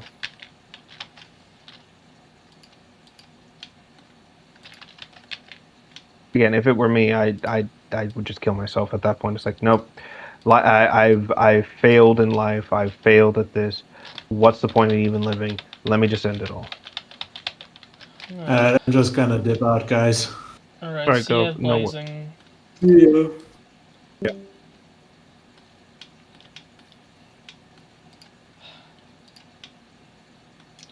Damn.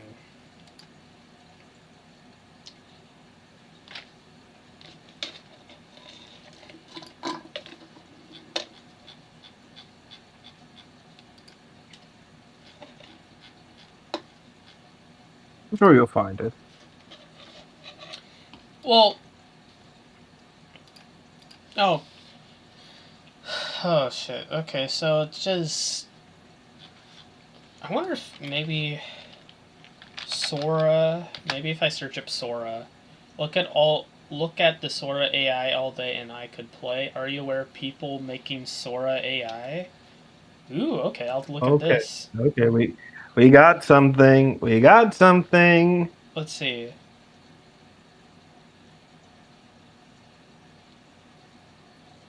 People have been making AI videos of him for years. Oh, he says just to ignore it and go on your merry way. I don't give a shit. You see what I mean? You see what I mean?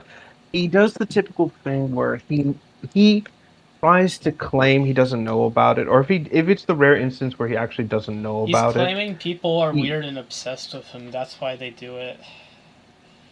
Like, what of the course they are. fuck?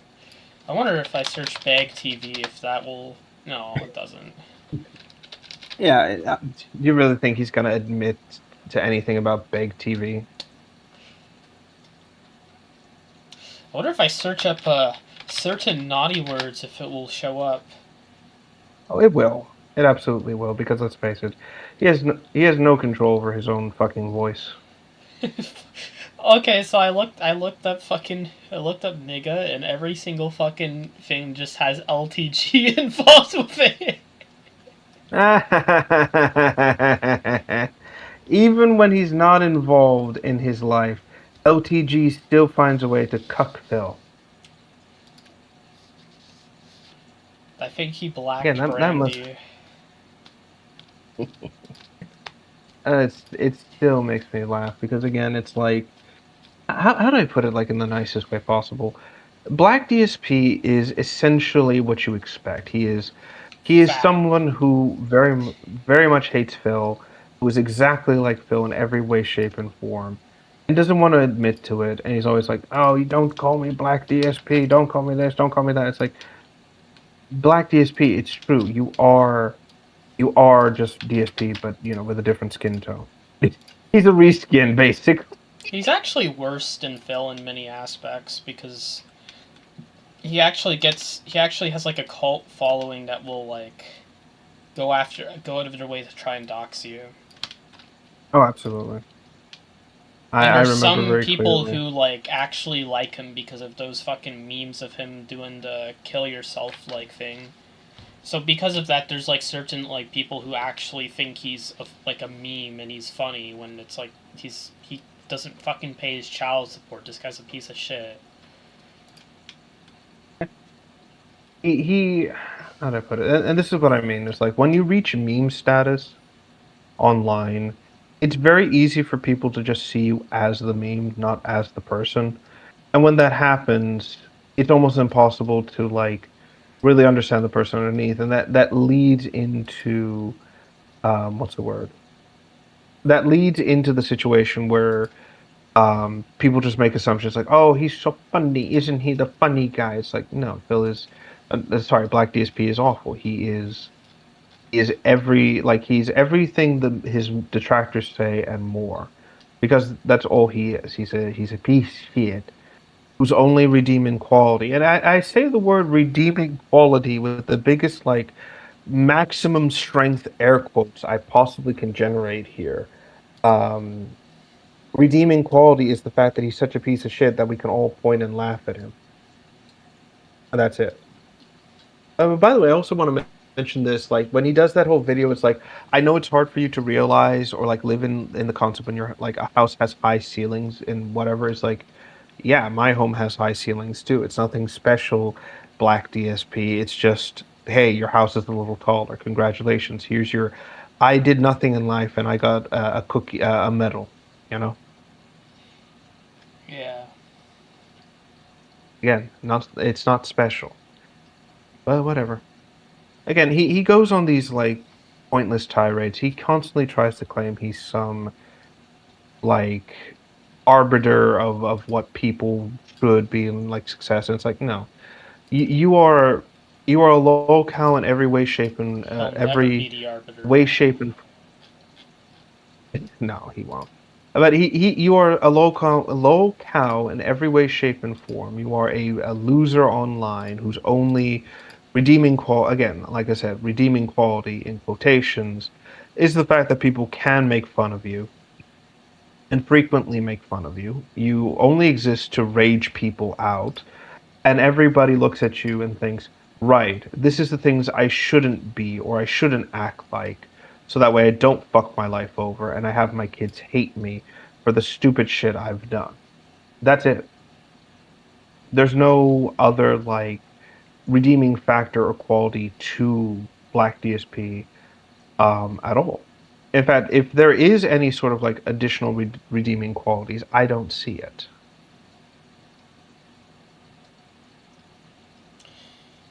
Nope. So, yeah. Again, he exists in a vacuum of perpetual fail, just like Phil.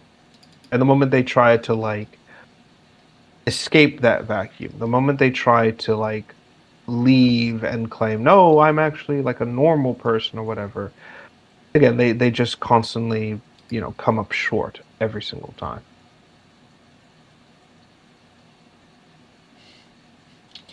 Yeah. And it's not surprising in the slightest. But again, you have to put up with this dumbass shit because again, these idiots are like, idiot lolcows like him, just they don't know when to shut up, they don't know when to get offline. Black DSP is dangerous only in the sense that his unemployed behavior allows him to get away with like a lot, not even a lot of shit, but his unemployed lack of behavior makes him just awful, really, at the end of the day.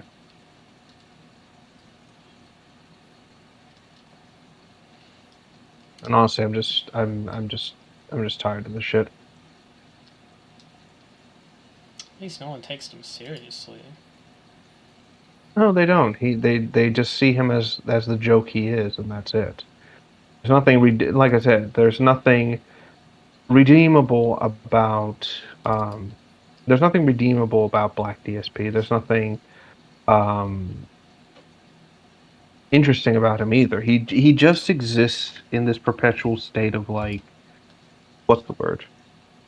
In this perpetual state of failure, in this perpetual state of like, oh fuck the world, I'm so tough, I'm this guy, ooh, I'm a dude, bro, whatever fucking shit he wants to claim.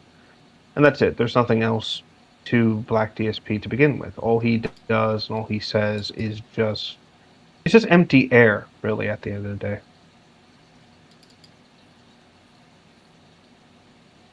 Yeah.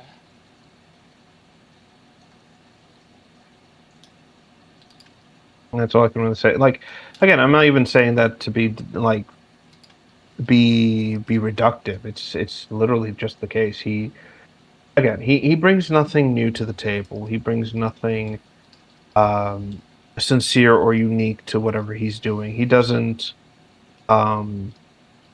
what's the word? He's not someone that I think anyone takes seriously or even cares. Okay, I'm sorry, I just realized I'm circling. Let me try to bring it back. The main issues with Black DSP are just what it is, and with Phil, it's even worse when you take into effect everything else he's done. All the stupid shit he's done, all the retarded bullshit he keeps like throwing to the wall, thinking it'll stick. The constant shortcomings and idiocies he keeps doing, and everything else out there. He keeps putting himself in a bigger and bigger and worse situation every single time, and he never stops to consider, maybe I should change up how I do things. It's always the same thing. The DSP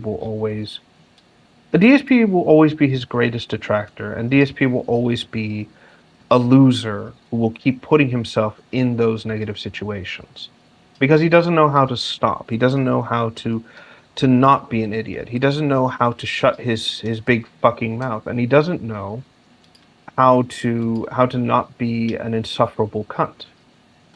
He just keeps going at it, and then is surprised when people have had enough of his mouth, and then he's surprised when people are done with this shit. The whole FGC situation, the fact that he kept like holding things up, the fact that his only success has literally just been because nobody else showed up and passed him around like a fucking rag doll. That's it. Exactly. Again, it's the unwarranted hubris. It's the bullshit that comes with it. It's just DSP thinking he's a hot ball of shit when in reality he's just he's nothing. Well, he is a piece of shit. Right, but not like the cool kind of like, oh, you're like hot shit. Like I think I think the Monarch from Venture Bros put it best. It's like you young guys think you're all like hot shit, but no, you're full diarrhea in a cup. That's really the best way to describe Phil. He's nothing. He continues to be nothing, really, when you think about it. Like, he's the internet's punching bag. He's constantly gotten his ass handed to him at every possible turn. Everybody makes fun of him because, let's be frank, what is there to DSP that is respectable, you know? Honestly, what is there? He's fat and unlikable. I'm sorry. Well, yeah, but you get what I mean. There's nothing to him at the end of the day. There's no like redeeming factor, redeeming quality to Phil. He's like the internet's punching bag for a reason. He's constantly being used and abused by everyone and their grandmother. He's constantly being treated like absolute hog crap, and again, he brings it on to himself. And every time he'll claim, "Oh, the internet doesn't know me. The internet doesn't understand me. Oh, the internet this, the internet that." It's like, no, Philip. The internet knows you. The internet understands you. The internet knows exactly what kind of piece of shit you are, and nobody cares. You know, nobody wants to be with you. Nobody No wants one to work with you. cares. Nobody cares. Sorry, that's still my favorite part of that whole fucking movie. Just the way Eggman dismissively just goes, "Nobody cares." But yeah, it's what it is. How he's burned through his his goodwill money every single time. You know, with the whole collaborations, nothing's come of it. He's arguably, I would say, in a worse place than he was like months ago. And that's all it is. Oh, I almost forgot. I also need to mention this. Um, you heard about the whole Hassan? Um, What did he get? He got cucked by yes. Pika? So Pippin? Pipa or Pippa or whatever. Sorry, whatever the fuck. I her name remember. is. Yeah, I Yes. remember she Yes, told he- fucking that Dev short fat otaku to get Canadian healthcare. That was funny. But I wanted to bring this up because he's going on this whole thing. It's like, no, I still have the interview with that whistleblower. No, you know, like just still trying to claim some Pyrrhic victory. You know, typical shit. Why I'm bringing him up is because apparently now he's trying to get into the good graces of I Show Speed. And basically trying to what's the word? And basically trying to like use him because IShowSpeed basically has a government pass.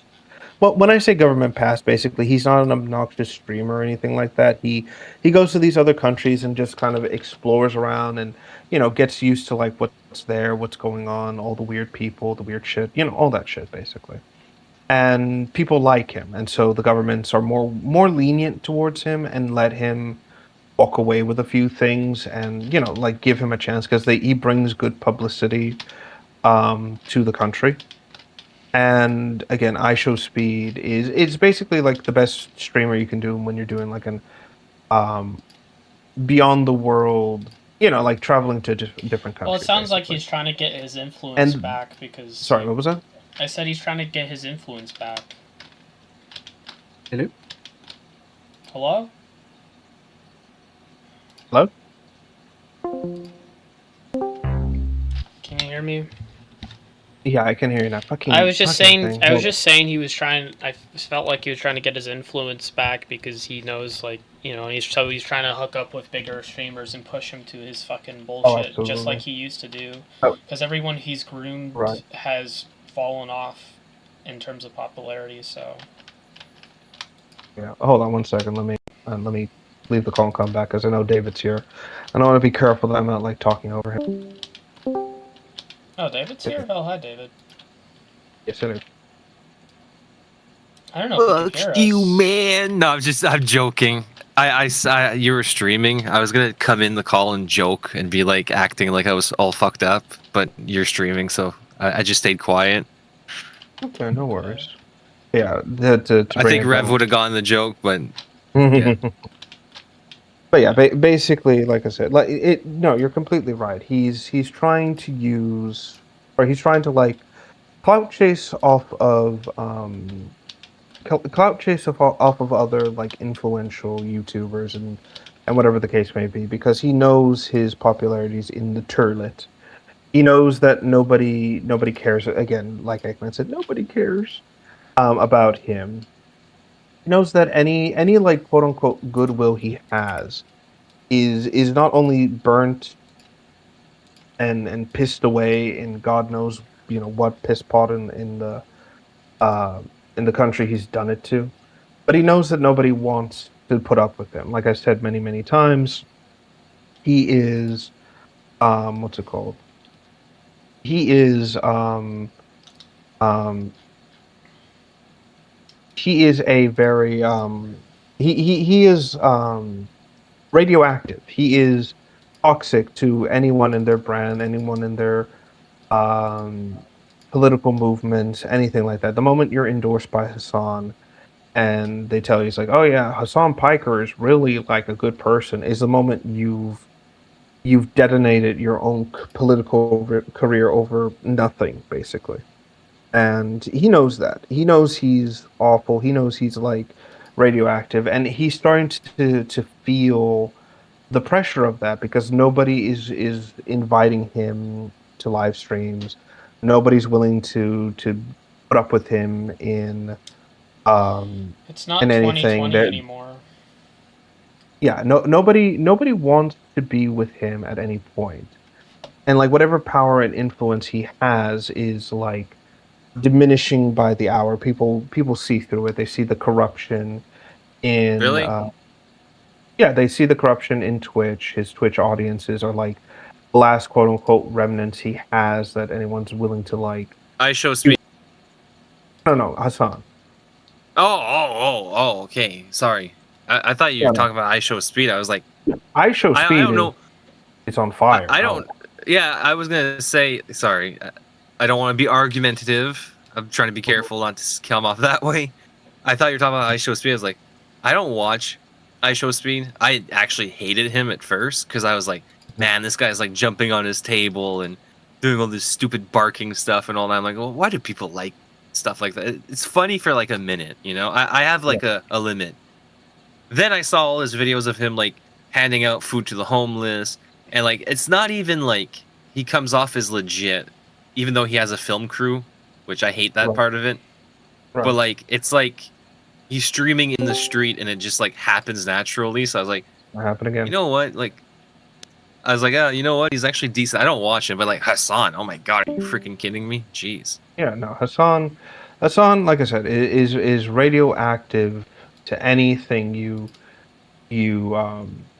have. He's going to destroy whatever platform you're on. He's going to bring an extremely toxic and negative effect to what you Hi, have. Raptor. Hello. Raptor. And Happy March 14th, everyone. The day that crabs fries.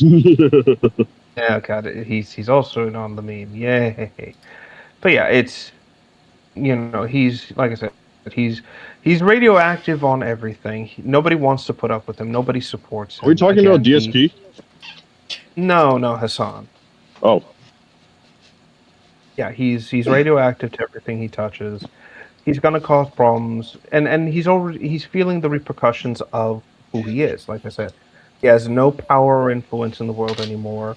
Nobody cares about what he has to say. Most people dunk on him 24/7. Most people treat him like the joke he is, and he's feeling the pressure at every possible turn. He doesn't like the fact that he's a lolcow. yes, like I think he's the first, or up there with the first, political lolcows ever created, really. And he hates that. He hates the fact that he is essentially going to be. That's his legacy. The combination of his legacy. He's both known as the dog stalker, and he's just known as the communist joke that nobody gives a shit about anymore. Hey, fun fact about communism: the founder is look up Joseph Stalin's wife. I think she cheated on him. No, way worse than that. Where were the people in the Raptor, are you in background, public place? Ratford? Background, I have crisp enabled. We hear people. I Oh, hear people. all Is right. that your maybe I'll- family? No, I'm walking Sorry. outside. That's fine. That's How, kind of how do you cope with so many people walking on the sidewalk in Toronto? How do you deal with that every day? I don't know. Is There's it a big hundreds deal? of people in front of you at 24/7 on the sidewalks. I was in Because Toronto. You realize like humans pass by each other 24/7. I don't see why that would be an issue. Our ancestors have been doing this since like 4 billion years. I'm just not used I to don't it see where I why, live. like- It's just like, you know. Like you're scared of you're scared of like walking around people. What if they stab you? Oh, okay, yeah, that makes sense. Yeah, it's like again, it's when it comes to like dealing with people on the street, it's like two things. It's the social element. Usually I can tell people they're deranged just by how they look and dressed. Again, it's a combination of there's a social element where you have to be like, "Hi, how you doing? I hope you're fine." You know that social, like the first part is the social element, but then you also have to go back and be like, "Okay, I need to be quiet. You know, like need to be calm about this." You know, blah blah blah blah. But you know, it's neither here nor there. Basically, there's also, and again, yeah, there's the crazies who are like, "Oh, I'm going to stab you now because the voices in my head told me that stab, stab, stab, stab, stab, and then run away." You know, but that's rare to happen. You still want to avoid it just because it's like, hey, you know, there's like a zero-sum chance that I could get stabbed today, but it's never going to be, or like there's a 0.1% chance I'm going to be stabbed, but it's never going to be absolute zero. It's a scary. I was in. I was saying earlier. I was in Toronto. I take it back. I misspoke. I was in Ottawa once, and I just remember walking down. It was like for a music festival for school and all that. And I just remember walking down the street. There's so many people, and Ottawa is not as big as Toronto, but there's so many people, and this random, I don't know where she was from, Asian lady, was just running through everyone in the street. She was like, "Sorry, sorry, sorry," and she just fucking. Like I didn't see her coming. She just like body checked me out of her way, and I landed on my ass. And she did that. Okay, she did that, and she was like, "Sorry," and she just kept going. And then like our teacher that was with us, he helped me get up, and he was like, "Well, at least she said sorry." And I just started laughing. I was like, "Jesus Christ, I wouldn't want to live here. I wouldn't want to live here. This is fucking crazy." Oh, the That woman was assault. purposely bumped into you? She like Oh. body checked me, like actually like leaned in and went like What bam did she look to like? get me out of. Dude, like I said, an Asian lady. I can't tell you who. Oh, an I don't Asian? know, Was she old? Bro, this is like 10 years ago. I don't know. She was like in her probably late 30s, I guess. Okay, that's. This is 11 years Maybe ago. she could. I thought she would have been like some deranged old Asian woman. No, she was like at most middle aged. No, she wasn't that old. She was an old lady. I don't think she would have body checked me on the ground. But I didn't expect it. I was just like walking, and I like turned my head and just saw her like sorry, and then boom! I was like, what the hell? And then my teacher picked me up, and he's like, at least you said sorry, and I was like, well, I guess at least there's that. At least there's that. That is I a guess. Canadian thing, forget. Yeah, I guess, right? If I body checked someone like that by accident, I wouldn't have just said sorry. I would have been like, "Holy shit, I'm so sorry. I didn't see you. I'm in a rush. Here, let me help you up." She just like Again. body checked me, and she's like, "Sorry," and left. I'm sorry Okay, to hear that. Oh, don't no, be sorry. I there's think it's funny now. I think it's Okay. hilarious. Yeah. I think it's hilarious. Oh, I'm just. There's like a dog, a really cute dog. I'm just playing around with. It's like a Even small gray dog. He's really cute. Even when it had happened, I was insulted for like 4 minutes, and I was like, "That was kind of funny, actually." Okay. Well, again, the main, getting back to what we were saying before. Again, it's Hassan. yeah, it's insane that he thinks that he has anything even remotely relatable with I show speed. Like, say what you will about the guy in the charity events. Well, not charity events, but what like he does for charity and things like that. At least he's doing it and he's trying to be good. Where Hassan has, I don't think he's ever gone out and done anything for charity. Think about it. I think it's all just been strictly Maybe what I can don't know if he was involved with iDubbbz's Creator Clash, but I know that whole thing was a scam. Like they didn't give any of the money to the charity, and they just stole it for I'm not themselves. surprised. You know, I'm not and surprised on it's it, that's when I learned that a lot of charities end up like, unfortunately, a lot of them just kind of, you know. Yeah, they feed back into like the people's pockets. It's like, yeah, that's bullshit. But no, I don't. I think if there was ever a charity that Hassan did, it was something that he funded himself, get his money back, and all that shit, basically. Yeah. Which again doesn't surprise me in the slightest.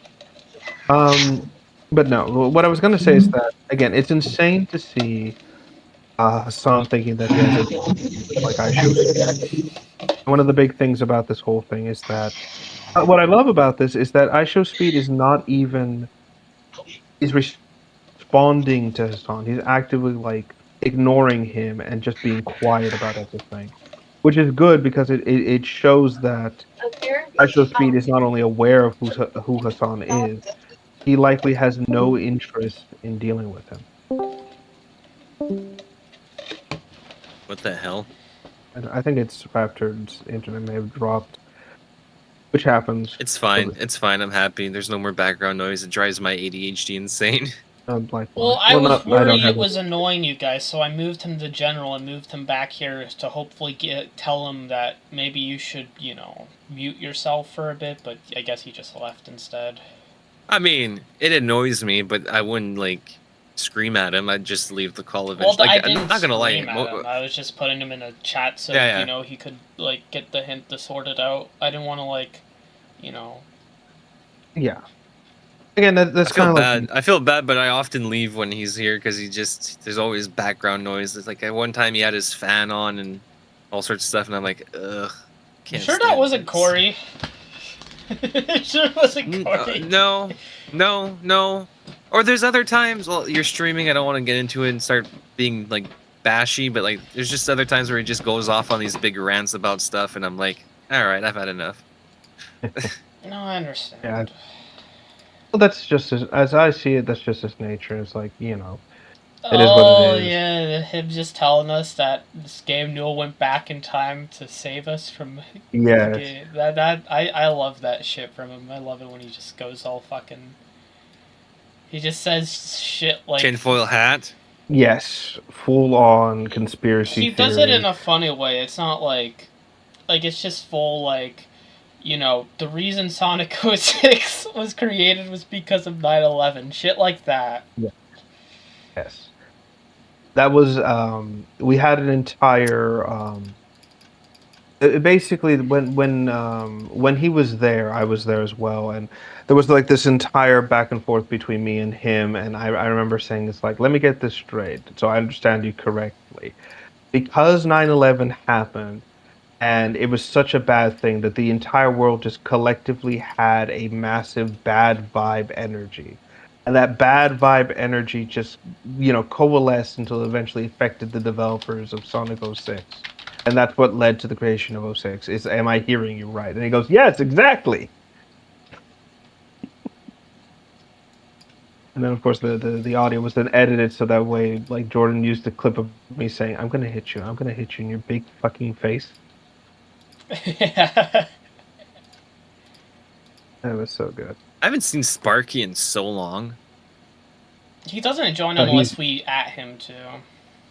Yeah, he has a lot going on in his life, and we try not to be like He works in on a his ear. farm. He usually can Yeah, only come on I when remember. it's late times because he's always like, you know, Yeah, feeding cows. Good morning, cows. Meow. I don't know why that's funny to me. I've been watching like farming shows lately. It's actually a lot of work. He probably has to feed the cows, clean the hooves, clean the pasture. Then if he has any grains or whatever, like he needs to do all that too. Oh yeah, It's a lot of work. It's a lot of work. It's unreal. Yeah, it is a massive like. It is a Undertaking. yes. It's a massive undertaking. You have a lot you have to tackle when it comes to this, especially when it comes to like cattle, when it comes to like animals in general. Sheep. It's Sheep are pretty bad too. Sheep are stupid. Sheep are stupid as hell. They're like, I know people claim lemmings are nature's retard, but it's like, no, that is the sheep. The sheep is the dumbest fucking farm animal ever to like Well, the thing is, grace earth. the thing is with like sheep and cow, from what I've been watching, because I've been watching Clarkson's Farm, which is like a hilarious way of watching farming. It's actually like entertaining and funny. Oh yeah, You know, the guy from Top Gear and yeah, all I that. know. Anyways, Yeah. Yeah. Go ahead. yeah. The thing is with like sheep, it's like they're stupid, but they're okay. It's if you have a problem with your enclosure for them, if there's any way of them getting out, they're gonna get out. One will jump the fence and then it's over. They're all gone. Same thing with cows. There'll be one that leads the thing. If your gate's open, you're fucked. Your cows are on their own. Yes. And then sheep can be violent too. Or whatever, rams. No, it's sheep, yeah. No, it's the rams. Rams are more aggressive than sheep because again, it's a hierarchy thing. So they're more inclined to do violence onto you when it's like the fuck are you doing? Why are you hitting me? Why are you doing this? Why, all that sort of shit. But it's an instinct. They're domesticated and for lack of a better term, trained to do this sort of thing because Yeah. that's just how rams are. That's how they establish dominance. Is just rearing their heads and then just going like boom. I'll hit you in your like Yeah. vital area. But no, If I had a farm, it'd be chickens and like No, potatoes. chickens are just as bad. Again, I've dealt with them like on a personal level. I've dealt with them, and chickens they get into things that you don't expect them to get into. First and foremost, they like to peck. They like to look around. They'll find something that catches their eye because chickens they've evolved to like spot something in the environment and then zero in on it and be obsessive with it. So they'll like if they find a button on your shirt and they think it's interesting, they'll attack the shit out of your shirt and destroy your button. If they see a wire, they'll peck at it until like they strip the wire bare of its like protectors. Yeah. All that sort of shit. Chickens are bad. They can be just as destructive as sheep and other animals. The issue is that they're also very, very, very good at what's the word? At getting into places that most large animals normally shouldn't. They'll squeeze through fences. They'll find gaps. If they know there's food, they'll dedicate themselves to just peck until they just breach the thing. Again, they're just as bad as those animals, if not worse. And I'm surprised Clarkson never had chickens on his farm because I'm pretty sure if he did, he would have just given up on the entirety of farming altogether and just said, "Fuck it, I'm going back to cars."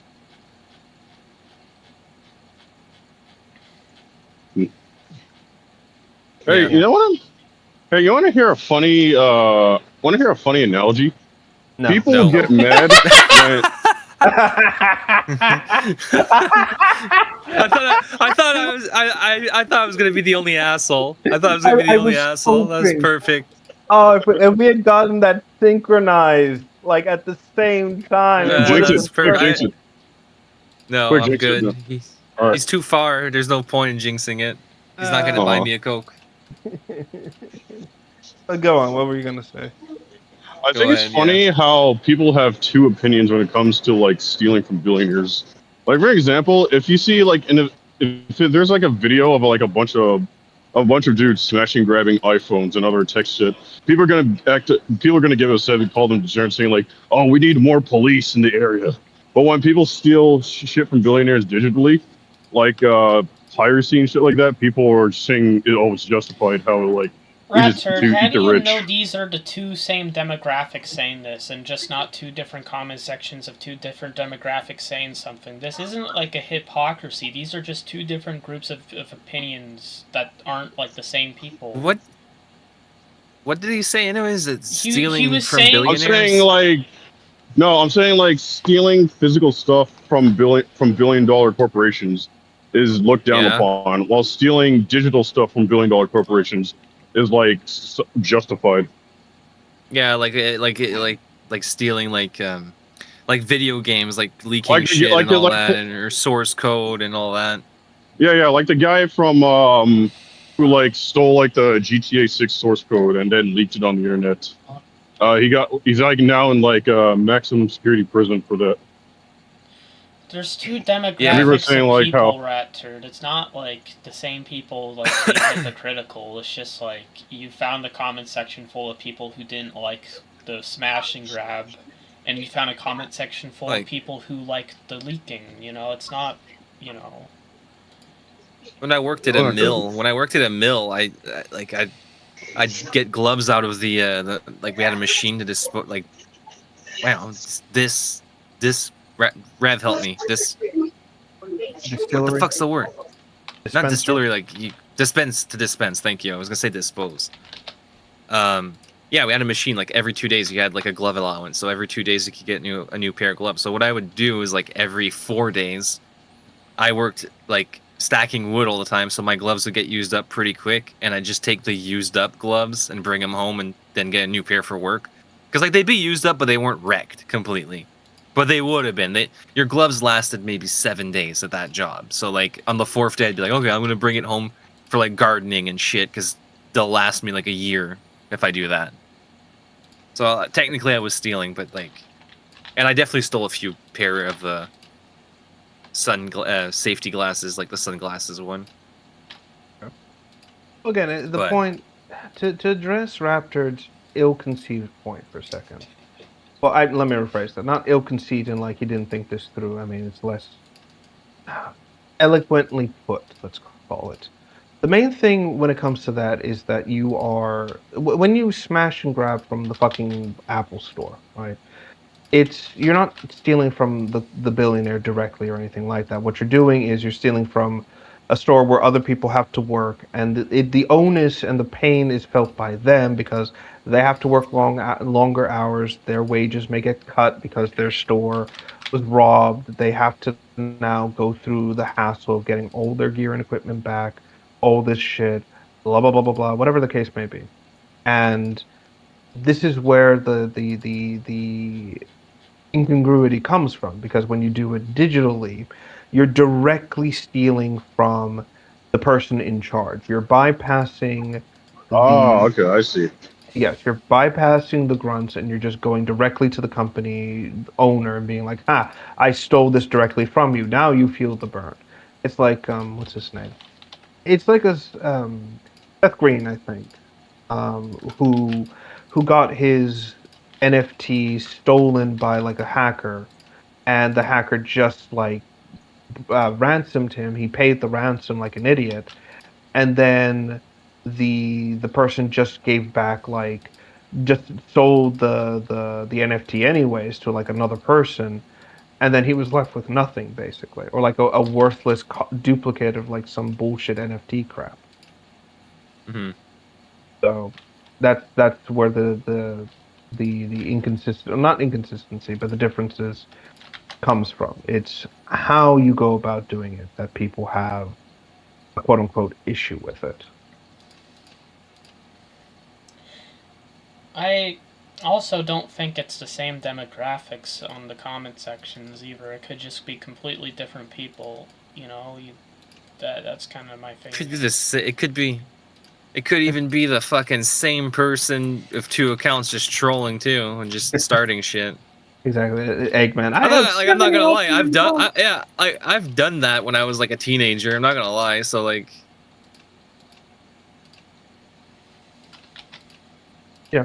We all do. probably We've all shouldn't have. Probably shouldn't admit that. But done. We've if all we're gonna think I done. still do it, yeah, I know. I'm pretty sure everyone's done it. Just no one has the balls to admit it. Basically, yeah, I've Because done again, shit like that. because it Feed just the puts fire. you- no, not it's not even just feeding the fire. It just puts you in a quote unquote negative light. You know, in in massive. Oh yeah. Oh yeah, for sure. See, I'm not scared of admitting things like that because I don't do shit like that anymore. So I don't think there's a problem in saying like, yeah, I used to do shit like that. I was one of those. Everyone does. Like I'm gonna be like super blunt, future foreseeing asshole here, but everyone's done it. Everyone's had that moment in their life where like, oh, I'm gonna do this. I'm gonna do a little bit of trolling. I'm gonna do hacks or elite, whatever the fuck they call it nowadays. And that's it. We've all been there. We've all done it. We've all said stupid shit online. We've all attacked people online. We've all done, everything and anything under this fucking sun to one another. Nothing's changed. It's all that's changed is the format and how it was done and how it's being rewritten and blah blah blah blah blah. It's been something that even from the dawn of time, people have found a reason to go at each other's throats to cause problems. I mean, for God's sakes, I kid you not. There's a like several thousand-year-old complaint carved in fucking stone by some primitive Bronze Age man who was angry because what was it called? Because oh my god, because the merchant was like mean to his slave, and he like sent the letter out to basically like warn people about him. Like, I shit you not, there's been complaints and like trolls and shit like this since the early age, since the Bronze Age. It's been a thing. Yeah. Fuck. You scared me. You scared the shit out of me, Jordan. Trying to fucking figure this shit out. It's just, I have to It's pour okay. all the textures so I can make it, and then I gotta make a whole fucking industrial building, but I don't know, dinosaurs and girls with big butts. Yeah, the thing for girls with big butts. We all do. We just don't admit it because we're civilized and we're better than that. It's like, no, embrace degeneracy. Embrace what you are. That's not degenerate. That See- just means you want childbearing hips. It's a natural thing in human psychology. The reason we like big butts is because we as men see that as, oh, she can handle more children that way. And I believe with bigger breasts it means that she can feed more children with them. I think that's why we like them that way. Yeah. So Yes. Maybe I guess I'm an alien then. Unless 'Cause you're I a don't- boomer. I don't. I see. It's okay. Unless you're a boomer, because And they I'm don't not trying to find women argue. with I'm not big trying to butts argue. attractive. I swear to God. Well, again, it's many specific things, but that's like the main thing. It's an evolutionary adaptation to just changes in general. Well, there's a story, and I hate to quote low tier god, but when the European settlers went to Africa, they ain't never seen that shit before when they saw those big ass titties and booties jiggling in the golden fields of wheat. They ain't see that Golden shit. fields of wheat. Yeah, he doesn't know how to fucking Hell say yeah. savanna grass because, he's fucking... Well, he's not educated. That's just a given. Fuck! I'm gonna stop messing with realistic models. I'm gonna just start doing some stuff with like I forgot other to things. make... Fuck it. I guess I'm very specific more. Like when you say big butts, I'm assuming like some like 450-pound lady in my head. Jesus Christ. No, I mean Yeah, fucking... I take everything to the extreme. No, I Yeah. mean like Bastard Cheek's latest thumbnail where apparently he put Star on it. Oh, okay. He put Star has Zaku on the Thank- thumbnail. At least that's what everyone's telling me. They keep saying it's Star, even though the armor's wrong and the color's slightly off. In voice chat text, you can see it. Ignore Floyd and fucking Hidden Xperia on it. Well, what I was gonna joke is that it's have you never seen a Brazilian ass? Like that's what we're talking. Yeah, I've seen it. just full on like whoop. Ooh la la. Yeah, I've seen that. Okay, I know what you Oh. mean now. That's what I mean. It's just there's a lot of shit that goes into it, but anyway, we're getting sidetracked here. Point still stands. He's moving. Sorry. Yeah. No, you're good. You're good.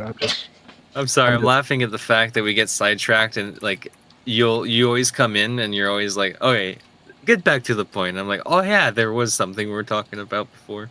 Yeah, but I think we've like said our piece at least on like the whole Hassan crap because let's be frank, he's not going to succeed in anything, and I think it's like the downfall is coming, and frankly, I will. It's going to As be I've often the said, I will. Hassan century of It's going to be a century of humiliation for Hassan. Yes, but like I've often said, it's like when this happens, and as he continues to fail, I shall violently masturbate to all this. Woo! Good God, man. Beat the meat like it owes you money. Ooh, Good God. Fuck! Damn it! Jeez. I mentioned that, and now I'm thinking about that. If anyone's ever seen like the Shadowstone Park animations by, I forget the creators, like Slamacow or something like that. I forget his name. There's a brief moment where a character like speaks about, what's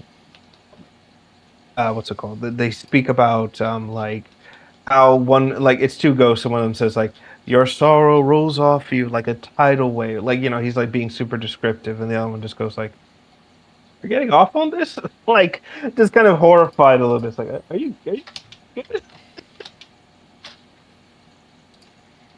Yeah. Anyway, still, like I said, it's gonna be fun, and I can't wait.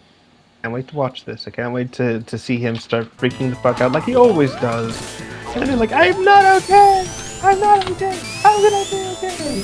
Yeah, me just in the background like, yes, keep going. The salty people are delicious. By the way, Jordan, I talked to I don't even know how to say his name, Parlay guy. Parlay? Or Leo. Yeah. Parlaleo. We're fine. Like, I literally was like, yeah, I can't wait for you to bring me to the bar in Poland, meet some girls. And he was like, oh yeah. He's like, oh yeah, I forgot I even said that. He forgot. Dude, he forgot. I think he forgot most of what He was drunk happened. last night. He was drunk. Yeah. Woo! Here. Oh, good lord. Sorry. What is this? Please tell me this is from like Cyberpunk and not. Okay, it is from Cyberpunk. Thank. Sorry, someone sent me like a weird character, and I for like a fraction of a second, I was horrified because I'm like, oh, please don't tell me this is from Marathon Bungie. It's like, oh, what a weird thing. So fucking, I'm so glad that game is dying, flopping so hard. Rev, I mean, I have good news. yes, I'm happy as well. I wish they would have made a different game, and it would have been good though. Like, Agreed. I don't want to see Bungie fail. Like, Oh no, I but they do. will. Like, I mean, I do. I wish things in like. I wish we could go back in time. They hadn't fired Joe Staten. They hadn't fired Marty. They hadn't fired Marcus. All that. I wish they would have made different choices. Because, like, man, I was saying this yesterday. Like, even Destiny 1, I didn't think that was that great. Or D2 even.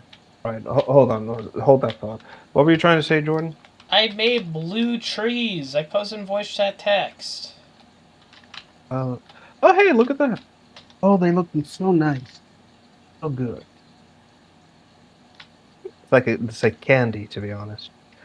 But yes, so to get back to the whole marathon thing, yes, I completely agree. It's like, how do I put it?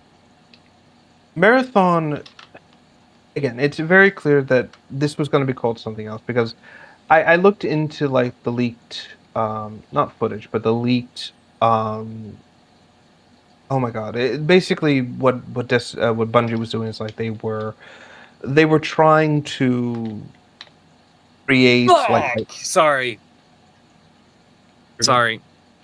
they were trying to create original IPs and like prototypes of things to like sell to Sony and other groups to basically prove like, hey, we're portfolio games. That's it, portfolio games. And it was called like originally this game was called like Colors or Blot or something like that. Like that was what the working title was. And now we know why it was called that way because everything It's is a shit. No, sorry. You're not wrong, but everything is like a saturated fucking like God. What is this garbage mess? It doesn't. It just. It doesn't. It doesn't seem to have like an artistic vision. It almost seems like they just threw anything at the dartboard and kind of. Like there is a vision, but it's bland. Like it's really generic to me.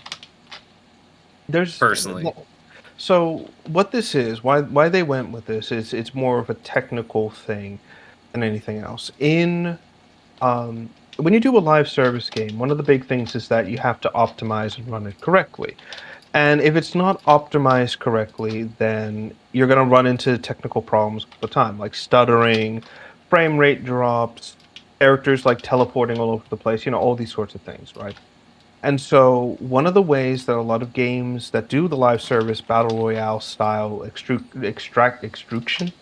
extraction shooters is they'll use a design or an art style or something that is more low Cartoony. quality.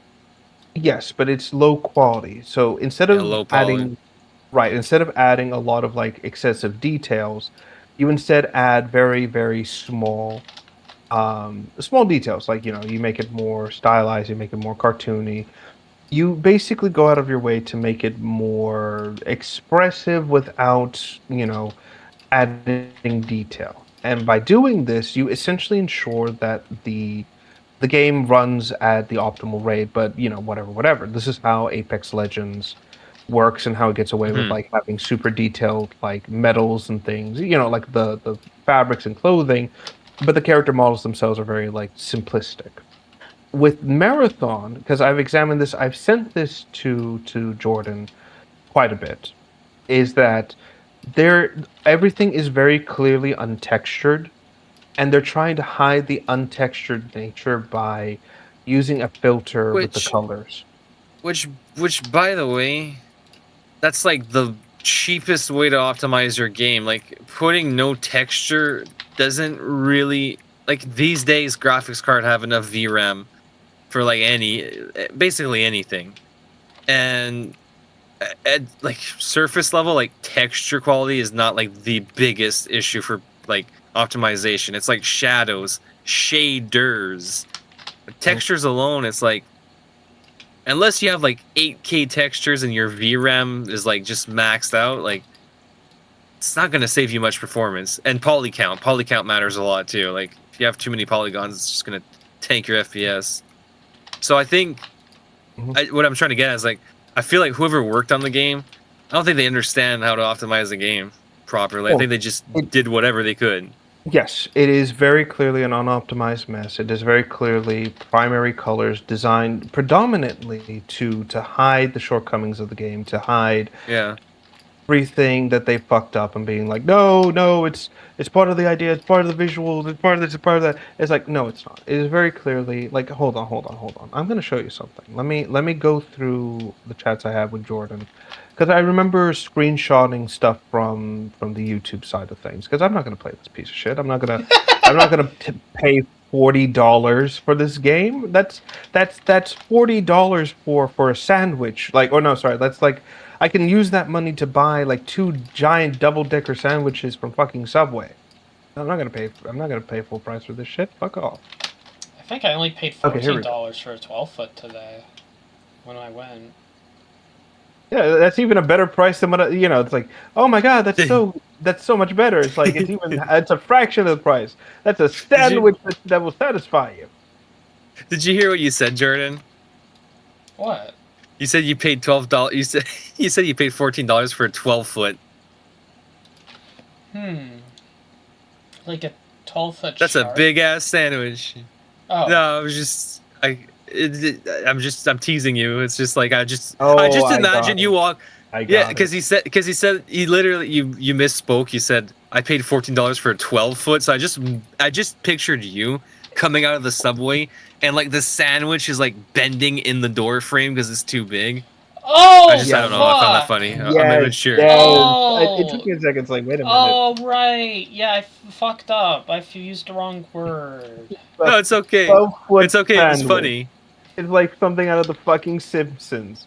It's like I'm not trying to laugh at you. I'm trying to laugh with you about it because Oh, that I just see. the mental picture. No, I get Three The it. more mental feet and I picture can- was funny. 3 more feet and I can fit it in the fridge. Yeah. Just Yeah, but pictured you. Just pictured you coming out of a store, like Subway with a fucking 12-foot long sub, There's like a bending it at the forklift. door. I'm walking Yeah. behind him too, just beep, beep, beep. There's like two guys holding each end, and he's holding the middle. Exactly. And there you go. I sent you the screenshot. So this is all from what I got from the fucking like their official reveal trailers and shit like that. Look at the mountains. Look at the trees. Look at everything. You can It's almost see It's almost tune shaded almost a bit, which is that's the very thing. strange because it It's- clashes with some of the other art style in the game. It's not. That's the insane thing. This is all untextured or has very low texturing. You can tell, like the background, the environments, they're all supposed to look good from a distance. But the moment you get close to anything, you see the lack of textures. You see the trees are just like cardboard. You see like the sheets of metal are just a painted texture on top of everything. Everything is designed to be as low optimized, not even low optimized, but like low RAM as possible. So that way everyone can play this game and they don't have to optimize the gameplay in any fucking way, shape, or form.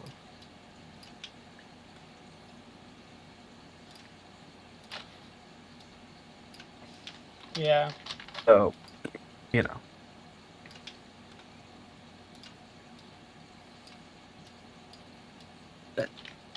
You know, It's fucking weird because like, Mhm. look at this. I just reposted this screenshot. I just like the one I'm hyper fixating on. It's like, look at the gun. It looks like dog shit. It looks like a pixel gun 3D gun, like Yes. from the mobile game. And then you have like the reflections on the ground that are like almost ray traced. Then you have like this big red like beams and shit that are untextured. And then you have like these crates to the left that have textures. It just all of it looks like it looks unfinished. It looks almost like a prototype game, to be honest. Yeah. No, I'm disagreeing with you. Go on. No, that's it. That's all. I'm just saying, like, it legitimately looks like an unfinished mess. I've literally play tested games through Game Tester's website that it's like this. It's like there's some parts of the map that look good, and then other parts are just like completely untextured blocks. It's weird. Like their whole aesthetic that they did is weird. It's like cut out if you want to optimize your game. If they're using ray tracing, cut that shit out. Just use screen space reflections like old games used to do. Have your textures, optimize it for like 8 gigabytes of VRAM, which is more than enough, frankly, if you know anything about art. Like you can make a good looking game with 8 gigabytes of VRAM. That's like the bare minimum these days, some people say. Or go for like 6 gigabytes of VRAM, whatever. RAM wise, I can't imagine this game uses more than like 14.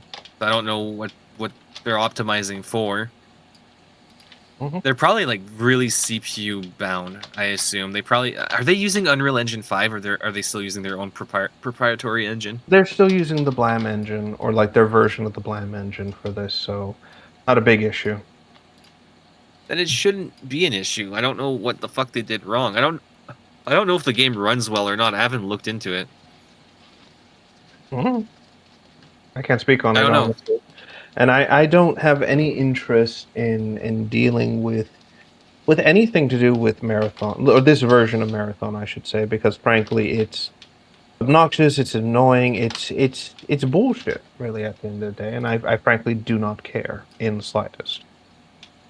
That is saying a hell of a lot from me, to be quite frank.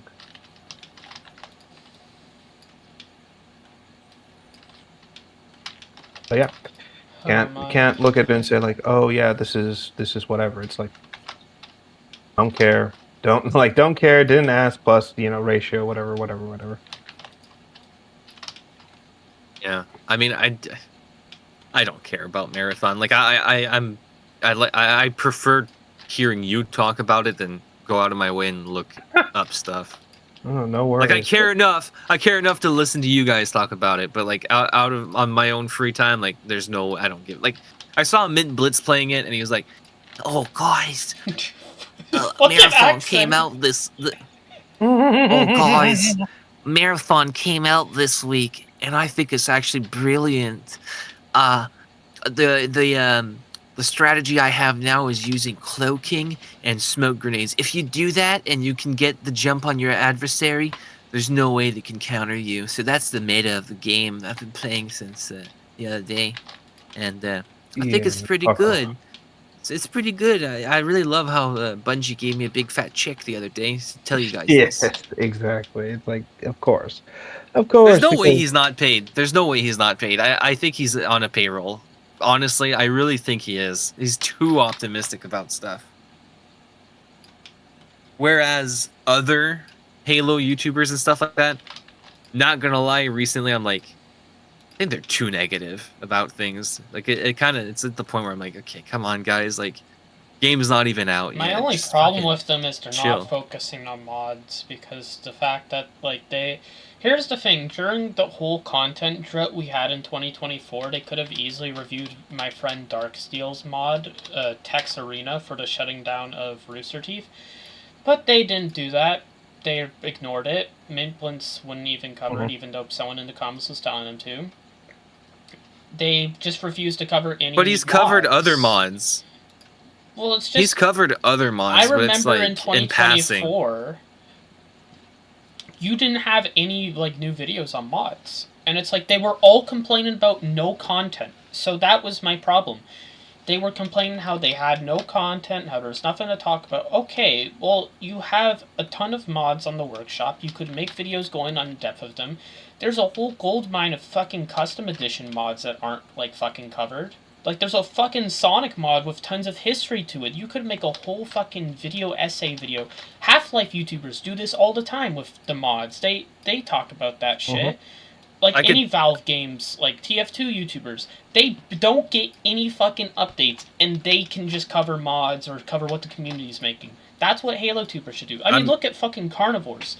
Carnivores is a dead franchise, but with a very active modding community, and the YouTubers solely cover the mods, because the mods are now treated as the official canon, because the official games they get nowadays are shit. It's like, that's what has to happen with Halo. But they just refuse to do it. That's my problem. You know? So I feel like Rev, you're gonna say something. Wasn't gonna say I think we're both no, really? Okay, so Yeah, I think go my on. theory on that, Jordan, is I agree with you. They really should cover mods, and I wish, and it actually really drives me nuts they don't. But I think I know why most of them don't do it. So I think with like Half-Life, Left 4 Dead, Carnivores, all that, those are PC games mostly. There are console ports, but not really. It doesn't really count that much.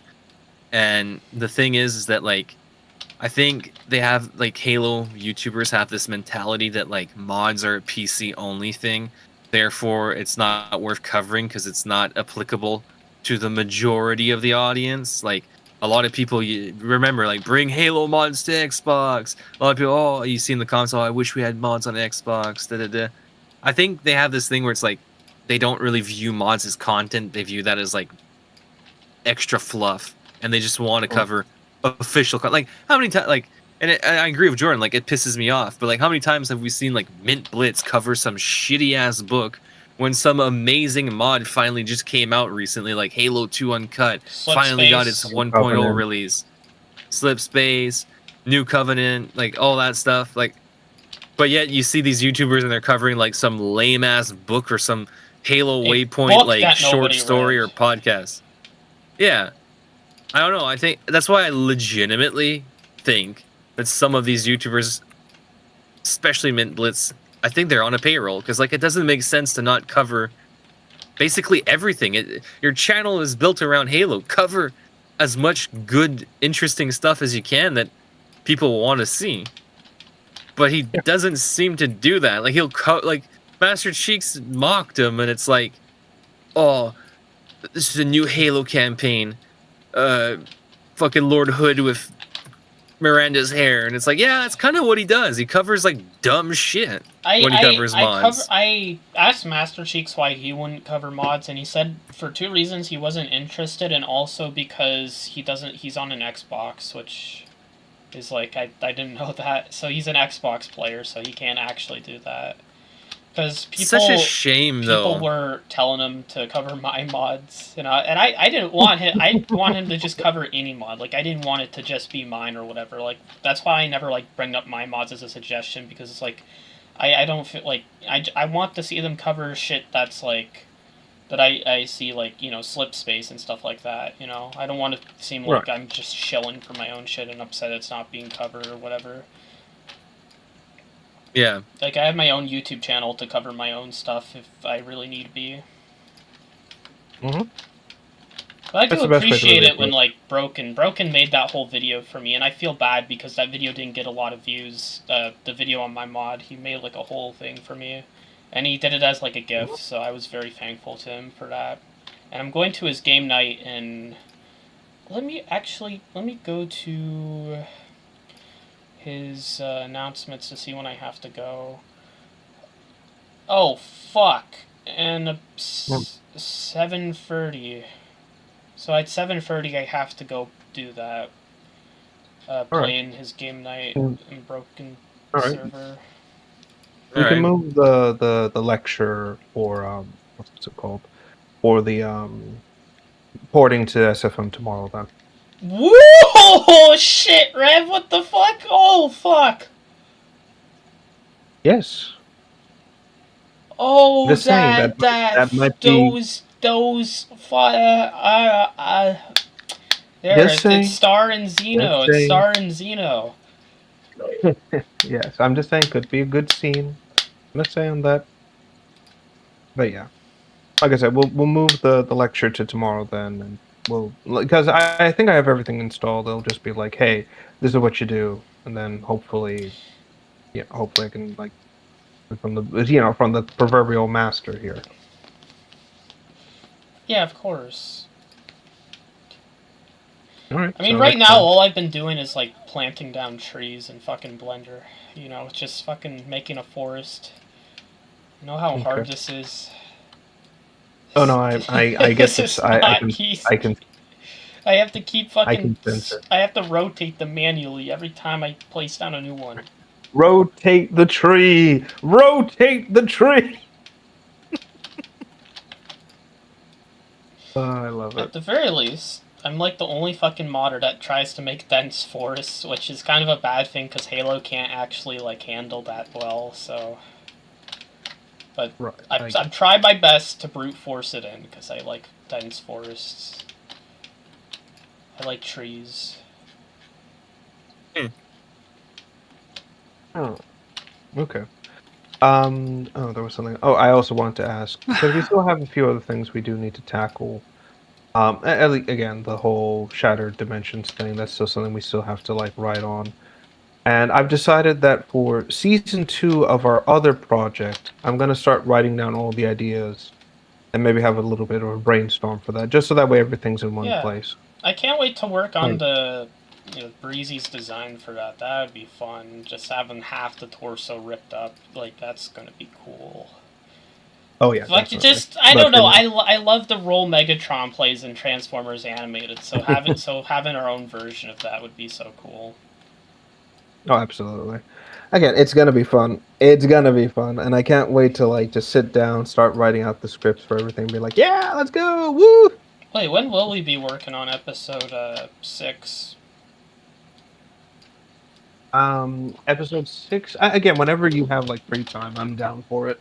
Okay. So even if it's like tonight or tomorrow, whatever, like literally, if it's any time. I'll finish some of the overdue commissions, and after that, I'll end the snow map, and then I'll which just shouldn't take long because it's not like Banished Space where I have to make a giant fucking cutscene of, like, so.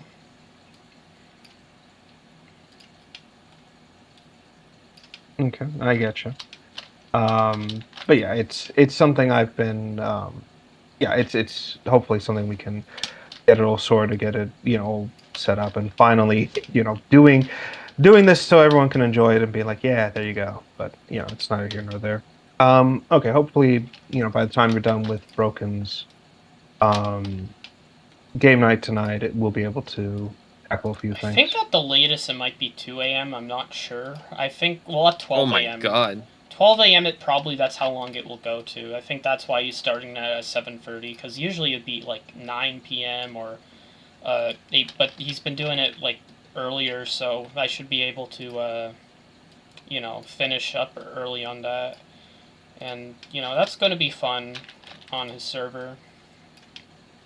Oh, yeah, I can sense it in the vibrations of the universe. We're playing Halo free tonight, and it's just vanilla, so it's not like modded or anything, because there's a lot of Xbox players on his server, so I guess David was right about that. Like, a lot of them are just Xbox players, so...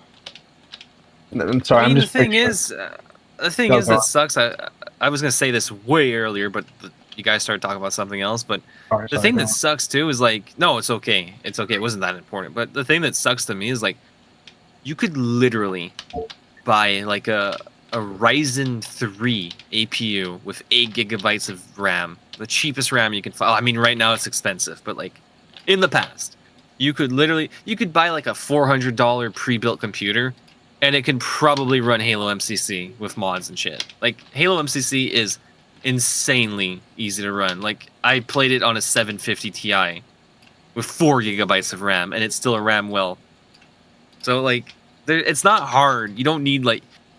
I've seen people emulate MCC using Windows emulators on Android tablets, literally.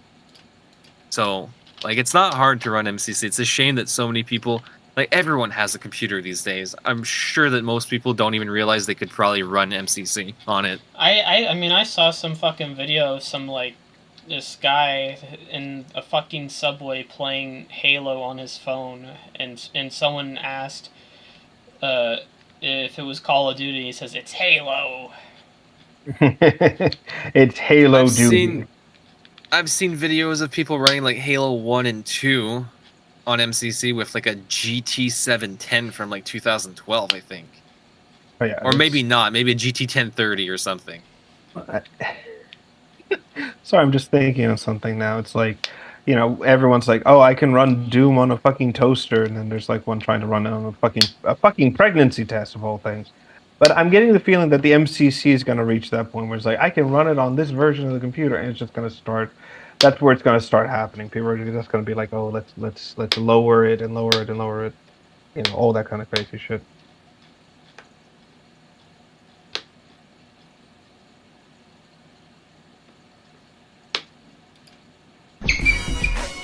I'm watching a video right now. Some dude's running. Alright, it's 720p to be fair, but he's running maxed out. Take it back, man, y'all. Yeah, it's like it's a GPU you can buy for like $12. Like, it's not inaccessible. Like, I feel like if you have a laptop that's like from 2022, for like a $500 laptop from 2022, it can probably run MCC with the integrated graphics. Like, it's not inaccessible. It's super accessible. I think people just don't realize it or don't care, and they'd rather just stick to their consoles and not even try it on PC. It's only $9 on sale too. Like, really no reason to like not try to play it on a PC. Oh, absolutely. But people prefer playing things that they're not accustomed to. They're accustomed to, and that's just the nature of that sort of thing. And frankly, people be what people be. People do what people do, and that's really all anyone can really hope for at the end of the day. A forest of snow. Also, quick question. I wanted to mention this. Jordan, are you familiar with like a video series or like a Weird Sonic video series where they're still low quality models and dealing with what's it called, like brain rot and crazy shit like that? No, I honestly haven't been up to date with anything. Like, I want to say post like 2020, I've been just out of the loop on all that like stuff. Oh, it's I get you. This is more of this is something I just recently found because I'm what's the word? I'm just doom scrolling YouTube at some point where I'm like trying to sleep, please help me.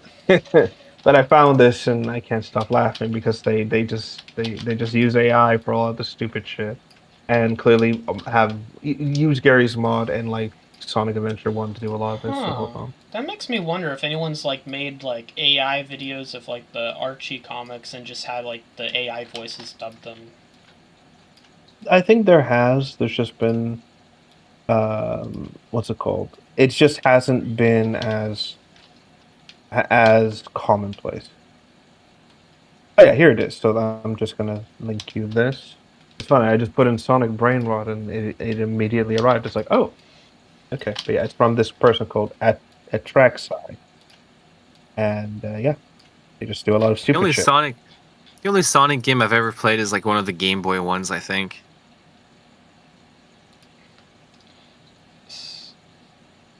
I should remember probably what it was? try him.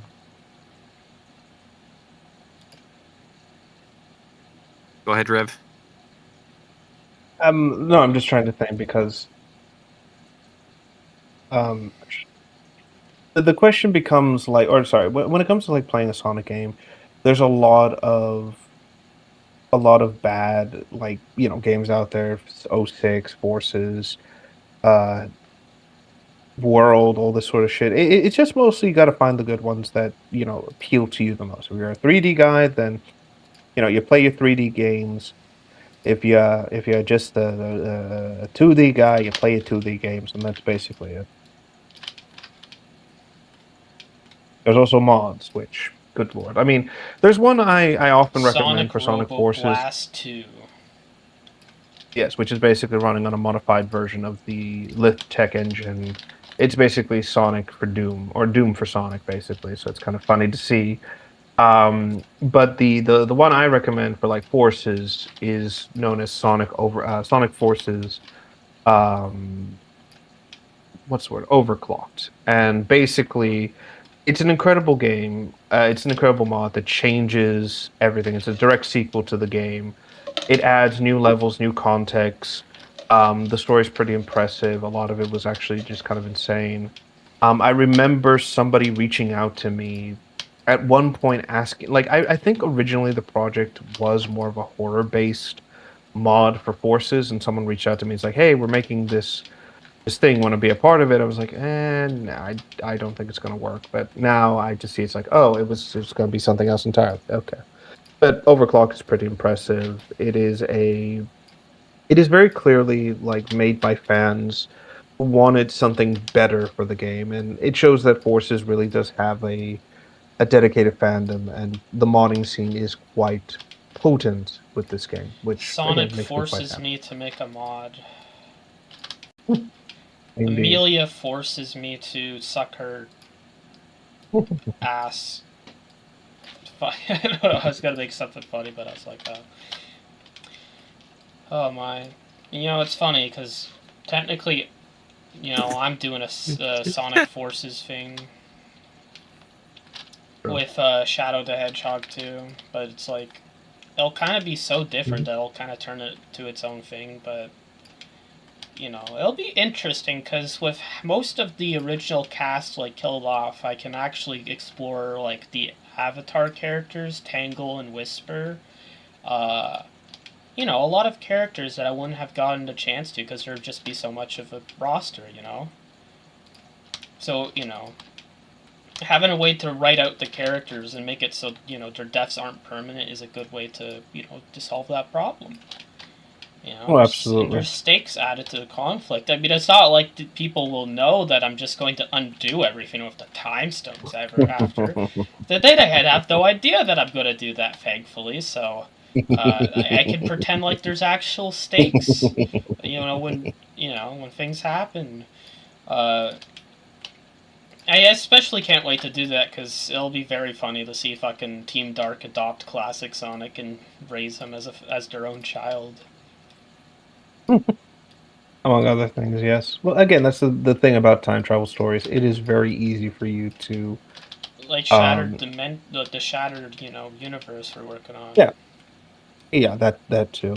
Oh, what I was gonna say is like when it comes to these sort of projects, it's very easy to use time travel to not only explore unexpected like ideas and concepts, but also give a little bit more to what you intended to do or create. Basically, one of them that I tend to point to is the classic book turned movie, the Time Traveler's Machine, basically, and um, oh my God, what's it called? The the basic idea, like, or I think no, what was it? Was it called the Time Travels Machine or something else? Like, um, oh my God, hold on.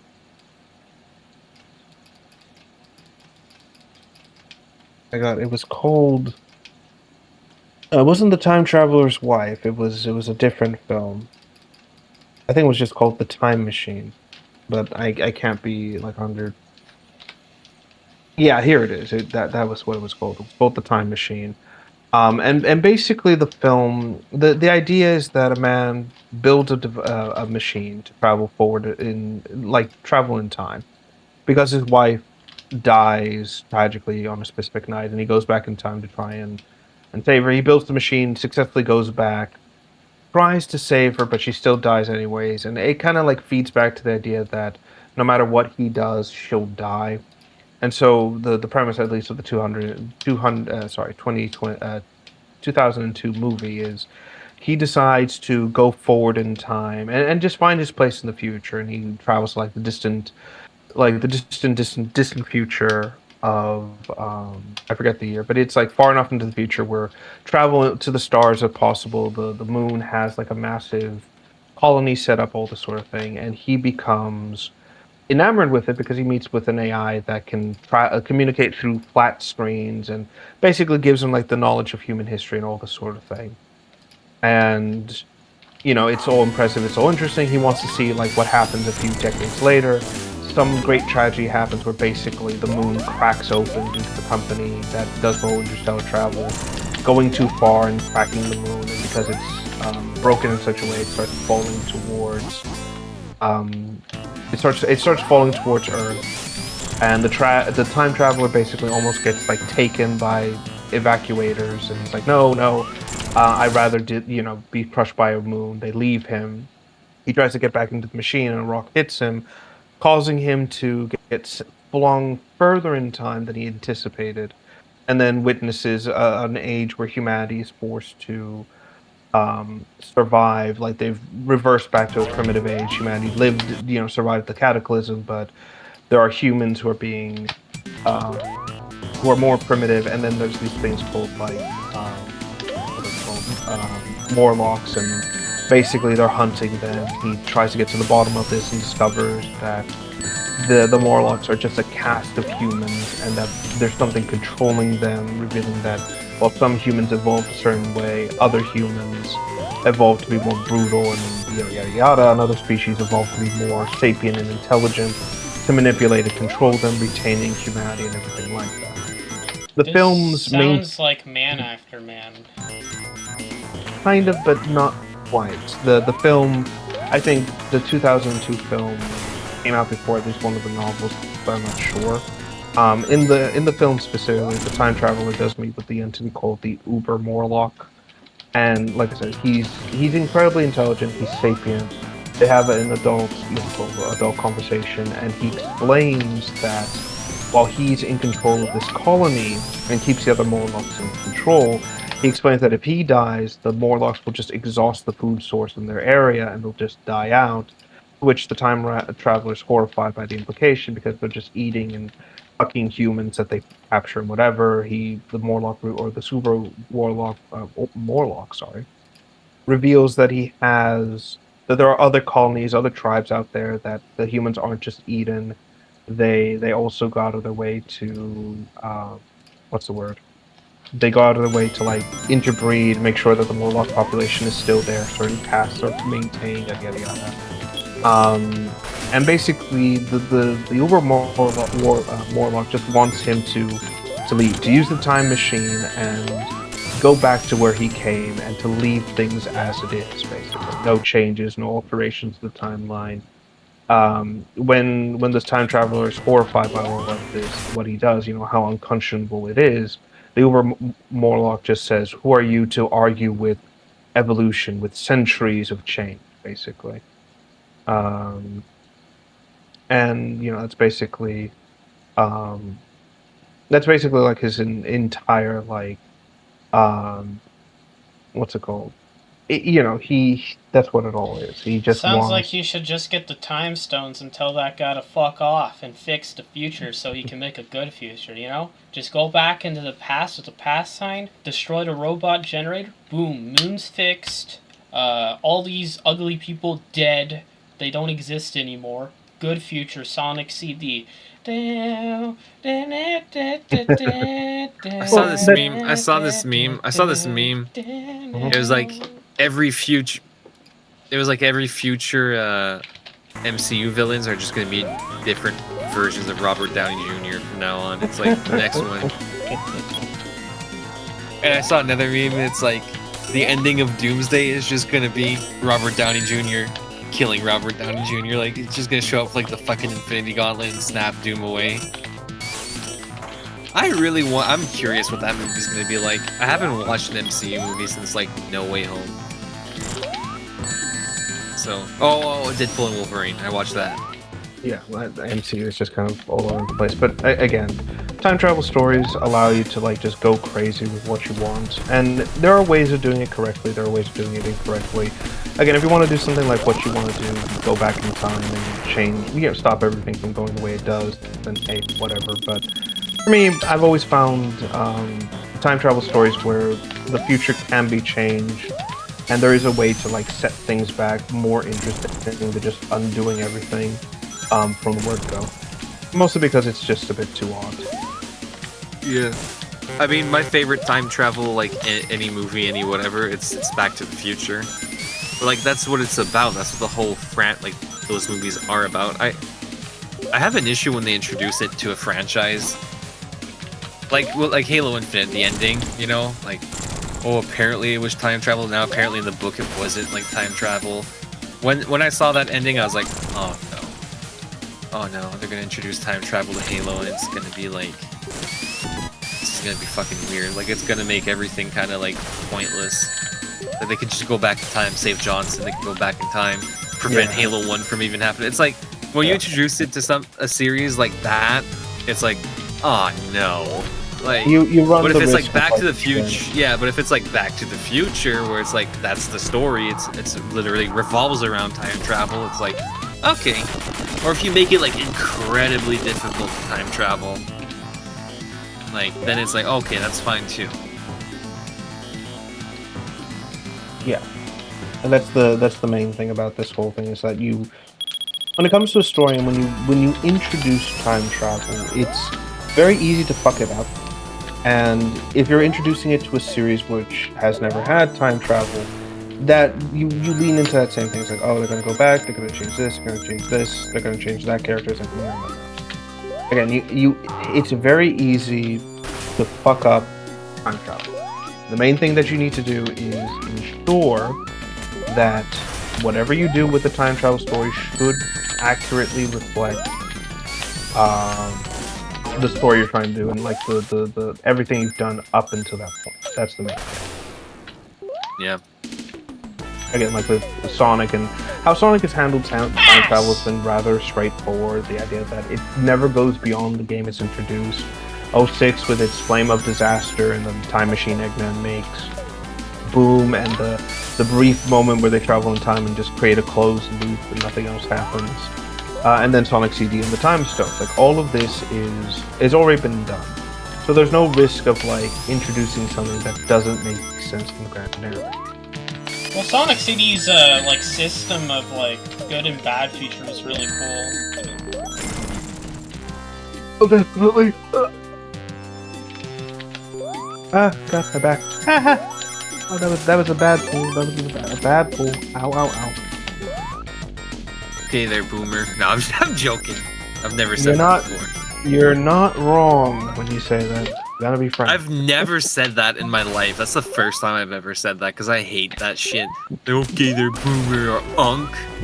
It drives me insane. People call me Unk, and I'm like, fucking 26. Like, what the hell are you talking about? Oh, that reminds me of what was it? It's 2 a.m. and we're at Schmarby's animation. Oh god, and that's my favorite. Where it's like he does a sequel to that, and it's just the three wizards like at Casco, and they just go, "Oh, great old ancient wizard, you know, of the greatest ancient era," because basically he's just digging into his age, and the guy just goes like, "Dude, I'm 32." Yeah. Oh, trust me, I hate that get it. shit. I I hate that shit. Like, I get these, like, 19-year-olds fucking, like, doing, like, game The testing. future is whatever. now, old man. They're like, Unk. Or, like, in my, like, streams and shit, like, okay, they're Unk. And it's like, you're 21 and I'm fucking I'm 25. I said I'm 26, but my birthday's in 23 days. And I don't plan on dying anytime soon. So I don't know. I just say I'm 26. So I'm just so close to it. But anyways. Like, I get called Unk by, like, these 21-year-olds in, like, streams and shit. I'm like, 4 years older than you. What the hell are you talking about? Exactly. Yeah, like I said, I've had, again, 30, like 31, gonna be 32 this year. I've had these conversations with people. I've said like, oh yeah, I remember back, like literally, back in my time, and it's like, oh my god, you're such an old man. I'm like, I know I'm old. I'm embracing that inevitability, and guess what? It's gonna happen to you. And then where are you gonna be, motherfucker? You're not gonna be a young buck forever. You're not old. You're not Okay. old at all. Yeah, You're I not know. old at all. I know, but I'm still Like- embracing it. Guess fuck it. Yeah, you're embracing nothing. You're not even middle-aged yet. Like, No, I am middle age because middle age middle age is between, basically when you're born. was like, Aren't the Middle Ages the between- medieval times? no middle age? I thought middle age was like 40 or like 38 to like 59 or something. No. It's between. Middle age is essentially what it implies. You're in the middle of your age, which is between your 20s to your 40s. That's not what I look. Acting That's not what. updates. That's not what I'm seeing on Google. That's not what I'm seeing on Google. I'm seeing like 35 to 64. Because like, I don't want to argue, but like, middle age. Like, if 30 is middle age, then like, that's assuming you die in like your 60s, because that's like your middle. And then your end would be like double that. No? Like, I don't think you're middle age. I'm up there. That's the main Yes. point. I'm getting there. And like I said, it's gonna be a roller coaster. But I'm embracing the inevitability of like, oh, you're older than me. Yeah, I know. Plus, here's the thing. I have an issue with all that age stuff because it's like being 60 today, unless you're sitting on your ass at a computer all the time doing nothing and like your muscles are atrophying, whatever that's the beat as in French. Like 60 today is not the same as 60 in like the 80s. Like, fucking look at pictures of like your grandfather in his 20s. He looked like he was 40. And then you look at people today, it's like I see people online in their 60s still working out, still flexible, still moving, you know? Like, I think the whole middle age thing is like, it's like such a fucking it depends how active you are. Like, yes, you are middle aged, but like I care more about like fitness, flexibility and stuff like that over like a number. If you're 50 and you're moving like a 28-year-old, good for you. That's great. You're in health. You're healthy. If you're 31 and you're like got like crooked ass spine, which happens to people who sit a lot, which, you know, the computers, but like if you're like 30 and you're fucking decrepit, like, yeah, who cares what age you are? You are literally already an old man in that case. Like, you're done. Yeah. But it is what So it is. Do be what it is. It is what it I'm is. not disagreeing. It's like at some point. Oh, excuse me. At some point, that is gonna happen. You know, you're gonna Yeah. become an old person. Like again, nobody's young forever, and that's what's gonna happen. Except for William Shatner. William Shatner he's something else. Genetically lucky. Like, he's 94 and he looks like he's in his 70s. Yes. Again, it's like the universe is weird, and frankly, I'm just kind of sitting there like, okay, everyone gets the nicer like side of things, and I just get fucked. Okay, I see how it is. Get fucked, Rev. Get Get fucked. fucked, old man. It's like, oh god, why? Get fucked, Rev. Get fucked, Unk. Exactly. And I just sit there. It's like, I might be an unk, but I can still whoop your ass. The Yeah, that's actually a whooping- pretty good point. That's actually a pretty good point. Like most of the people who called me Unk, it's like they're like 20-year-old TikTok brain rot yeah, people that never went outside in their lives. It's like, bro, I could just bend you in half. Like, Yes, it's like I can still give you a whooping. I specifically say the word whooping to lean into that. Like again, when they tried to use it as an insult, it's like, yeah, and this unk is about to give you the whooping of a lifetime. Now get over here. I'm trying to figure out like this really fucking good comeback in my head. Like, imagine if like some 22-year-old dude called you that, and you're like, oh, that's not what your girlfriend was calling me last night. It was an unk. No, usually I just say like something to the effect of like, right, come back to me when your fucking balls have dropped, kid. I'm tempted to ask AI for advice on a good comeback. Literally, Literally, there's something there. Young people. There's something there. It's like, yeah, I feel like there's something totally there. It's like, oh, okay, there. I'm just like, yeah, that's not what your girlfriend was calling me last night. What? He likes the aged sausage.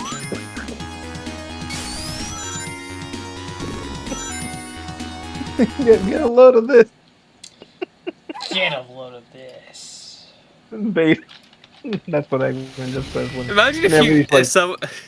You know what I find? I have this like humor for self-deprecation a bit. Like, imagine someone calls you unk, you're like, I don't know what I'm saying. Never mind, I can't even think of it. I was just trying to find something stupid that's not a comeback. Like, oh yeah, well I fucked your mom. It's like, yeah, because she's old.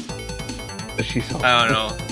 It's like, yeah, you're an unk because you fucked my mom. I don't know. I like self-deprecating humor. I'm trying to find something there. age comes experience, and I know how to fuck like a windrammer. Oh my god, do you remember? I don't know, you used to watch Angry Video Game Nerd a bit. Did you ever see his mailbag thing?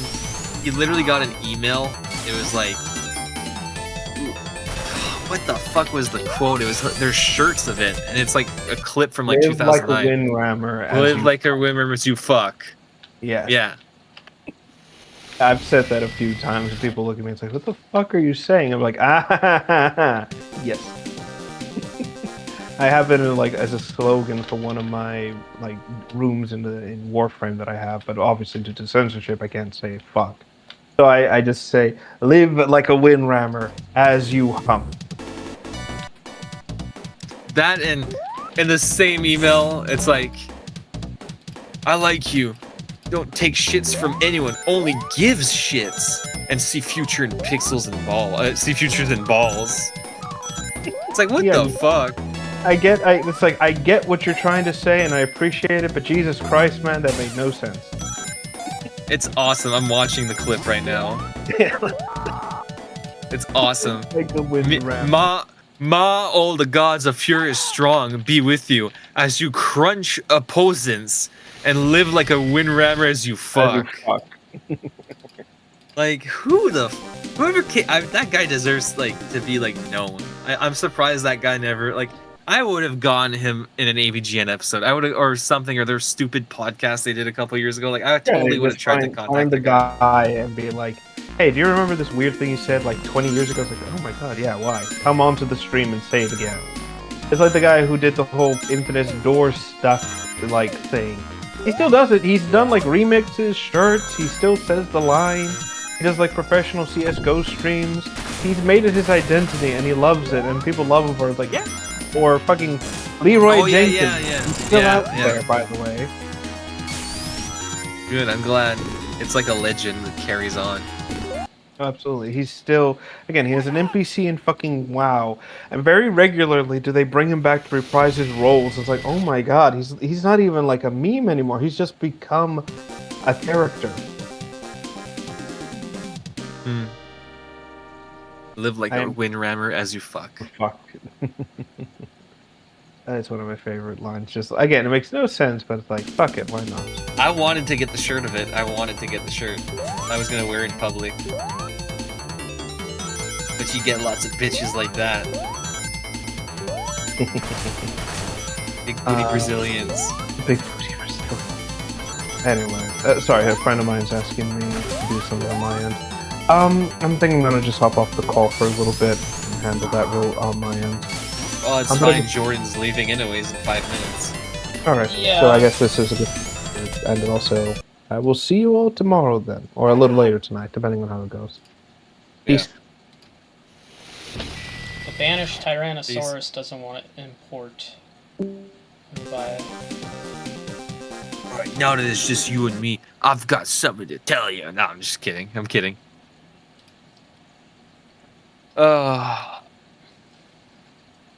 Yeah, I'd like to get in the call, like, one time when Sparky's here. I haven't heard his voice in a while, and I got along with him really well. yeah, that'd be cool. Same with Palalero or Parley. Parlamata. Parley. Parsley.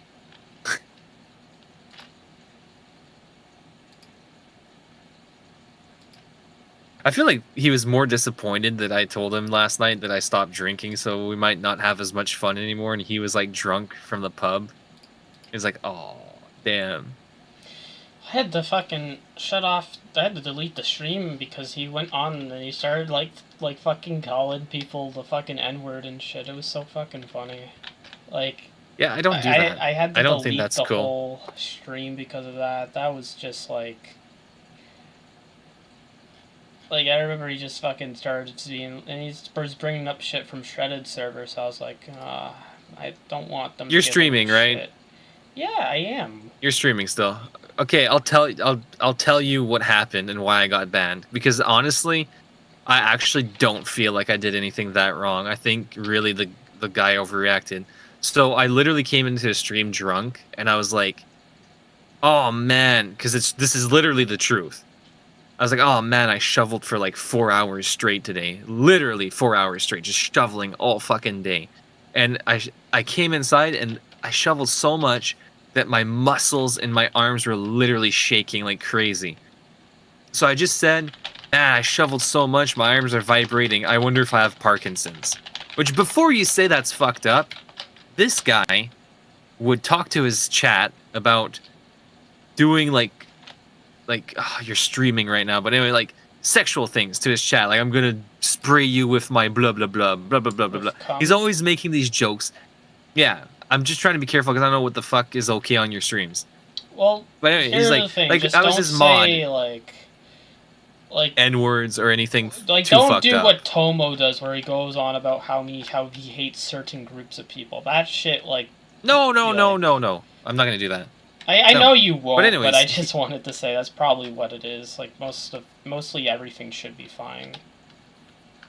No, but anyways, so like I said that, and then he got angry at it, and it's like, bro, I kind of like fought him back on it. I'm like, I'm joking. You've said worse shit than me before. I'm your moderator, and you literally told me you're gonna give me an Oscar award, and then 2 seconds later, it's like, by the way, Oscar is the name of my cum, so I'm just gonna come in your face. Like, he's talked to me like that on stream, and I'm like, so I did explode. I was like, fuck. I basically told him to fuck off and shit. And then all his chat took his side, of course, because they're there for him, not for me. They're like, you're pretending to have an illness. I'm like, I'm not pretending. I said I shoveled for 4 hours straight and I was shaking because of the literal pain. It's like if you work out a lot, your arms are going to shake. You're going to have like muscle trembling. But they gaslit me. They're like, oh no, you're pretending like you're dying. You're pretending like this. You're pretending like that. I just told him to fuck off, and I went to bed. And then the next day, he's like, yeah, I'm banning you because you're just a problem now. And it's like, bitch, you've had people in your chat You know say the what? N-word. You're right. You've had- Why the fuck did you get banned for that? That's bullshit. because I fought them on it, and they didn't like that. They wanted me to be their little bitch. Dude, there's so much more stuff. There's another guy in chat. Okay, remember, I don't want to bring it up and fucking make you feel bad, but you remember the Talcha thing? No, well, The same that's fucking fine. thing We're over Okay, that the same now. fucking thing, yeah, the same fucking thing happened, but differently in his chat. So I'm the mod. This guy, who has been his viewer for a long time, all I said, because they were talking about religion. I didn't say I didn't believe or anything. I just said, man, there are so many bigger problems in the world right now. I think God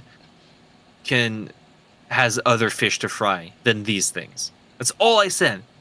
And I think that's not a bad statement. I think, like, with everything going on, I think, like, whatever. I think that makes sense a little bit.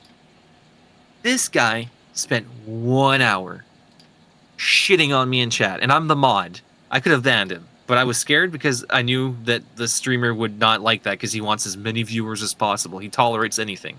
Yeah. Just went on and on, and I was like, shut the fuck up. Shit. You're not even Christian. You're not even this. Shut the fuck up. And then he started ranting. Sorry, what? You gotta go. Yeah, I do. I'm super sorry to cut you off here because I wanted to listen. I guess we can pick it up when I come back. But yeah. I'll just say sorry, this. David. I'll just say this real quick. No, I'll just say this real quick. He started bashing all sorts of people, different people. That's all. And I was like, how Yeah. is he not banned?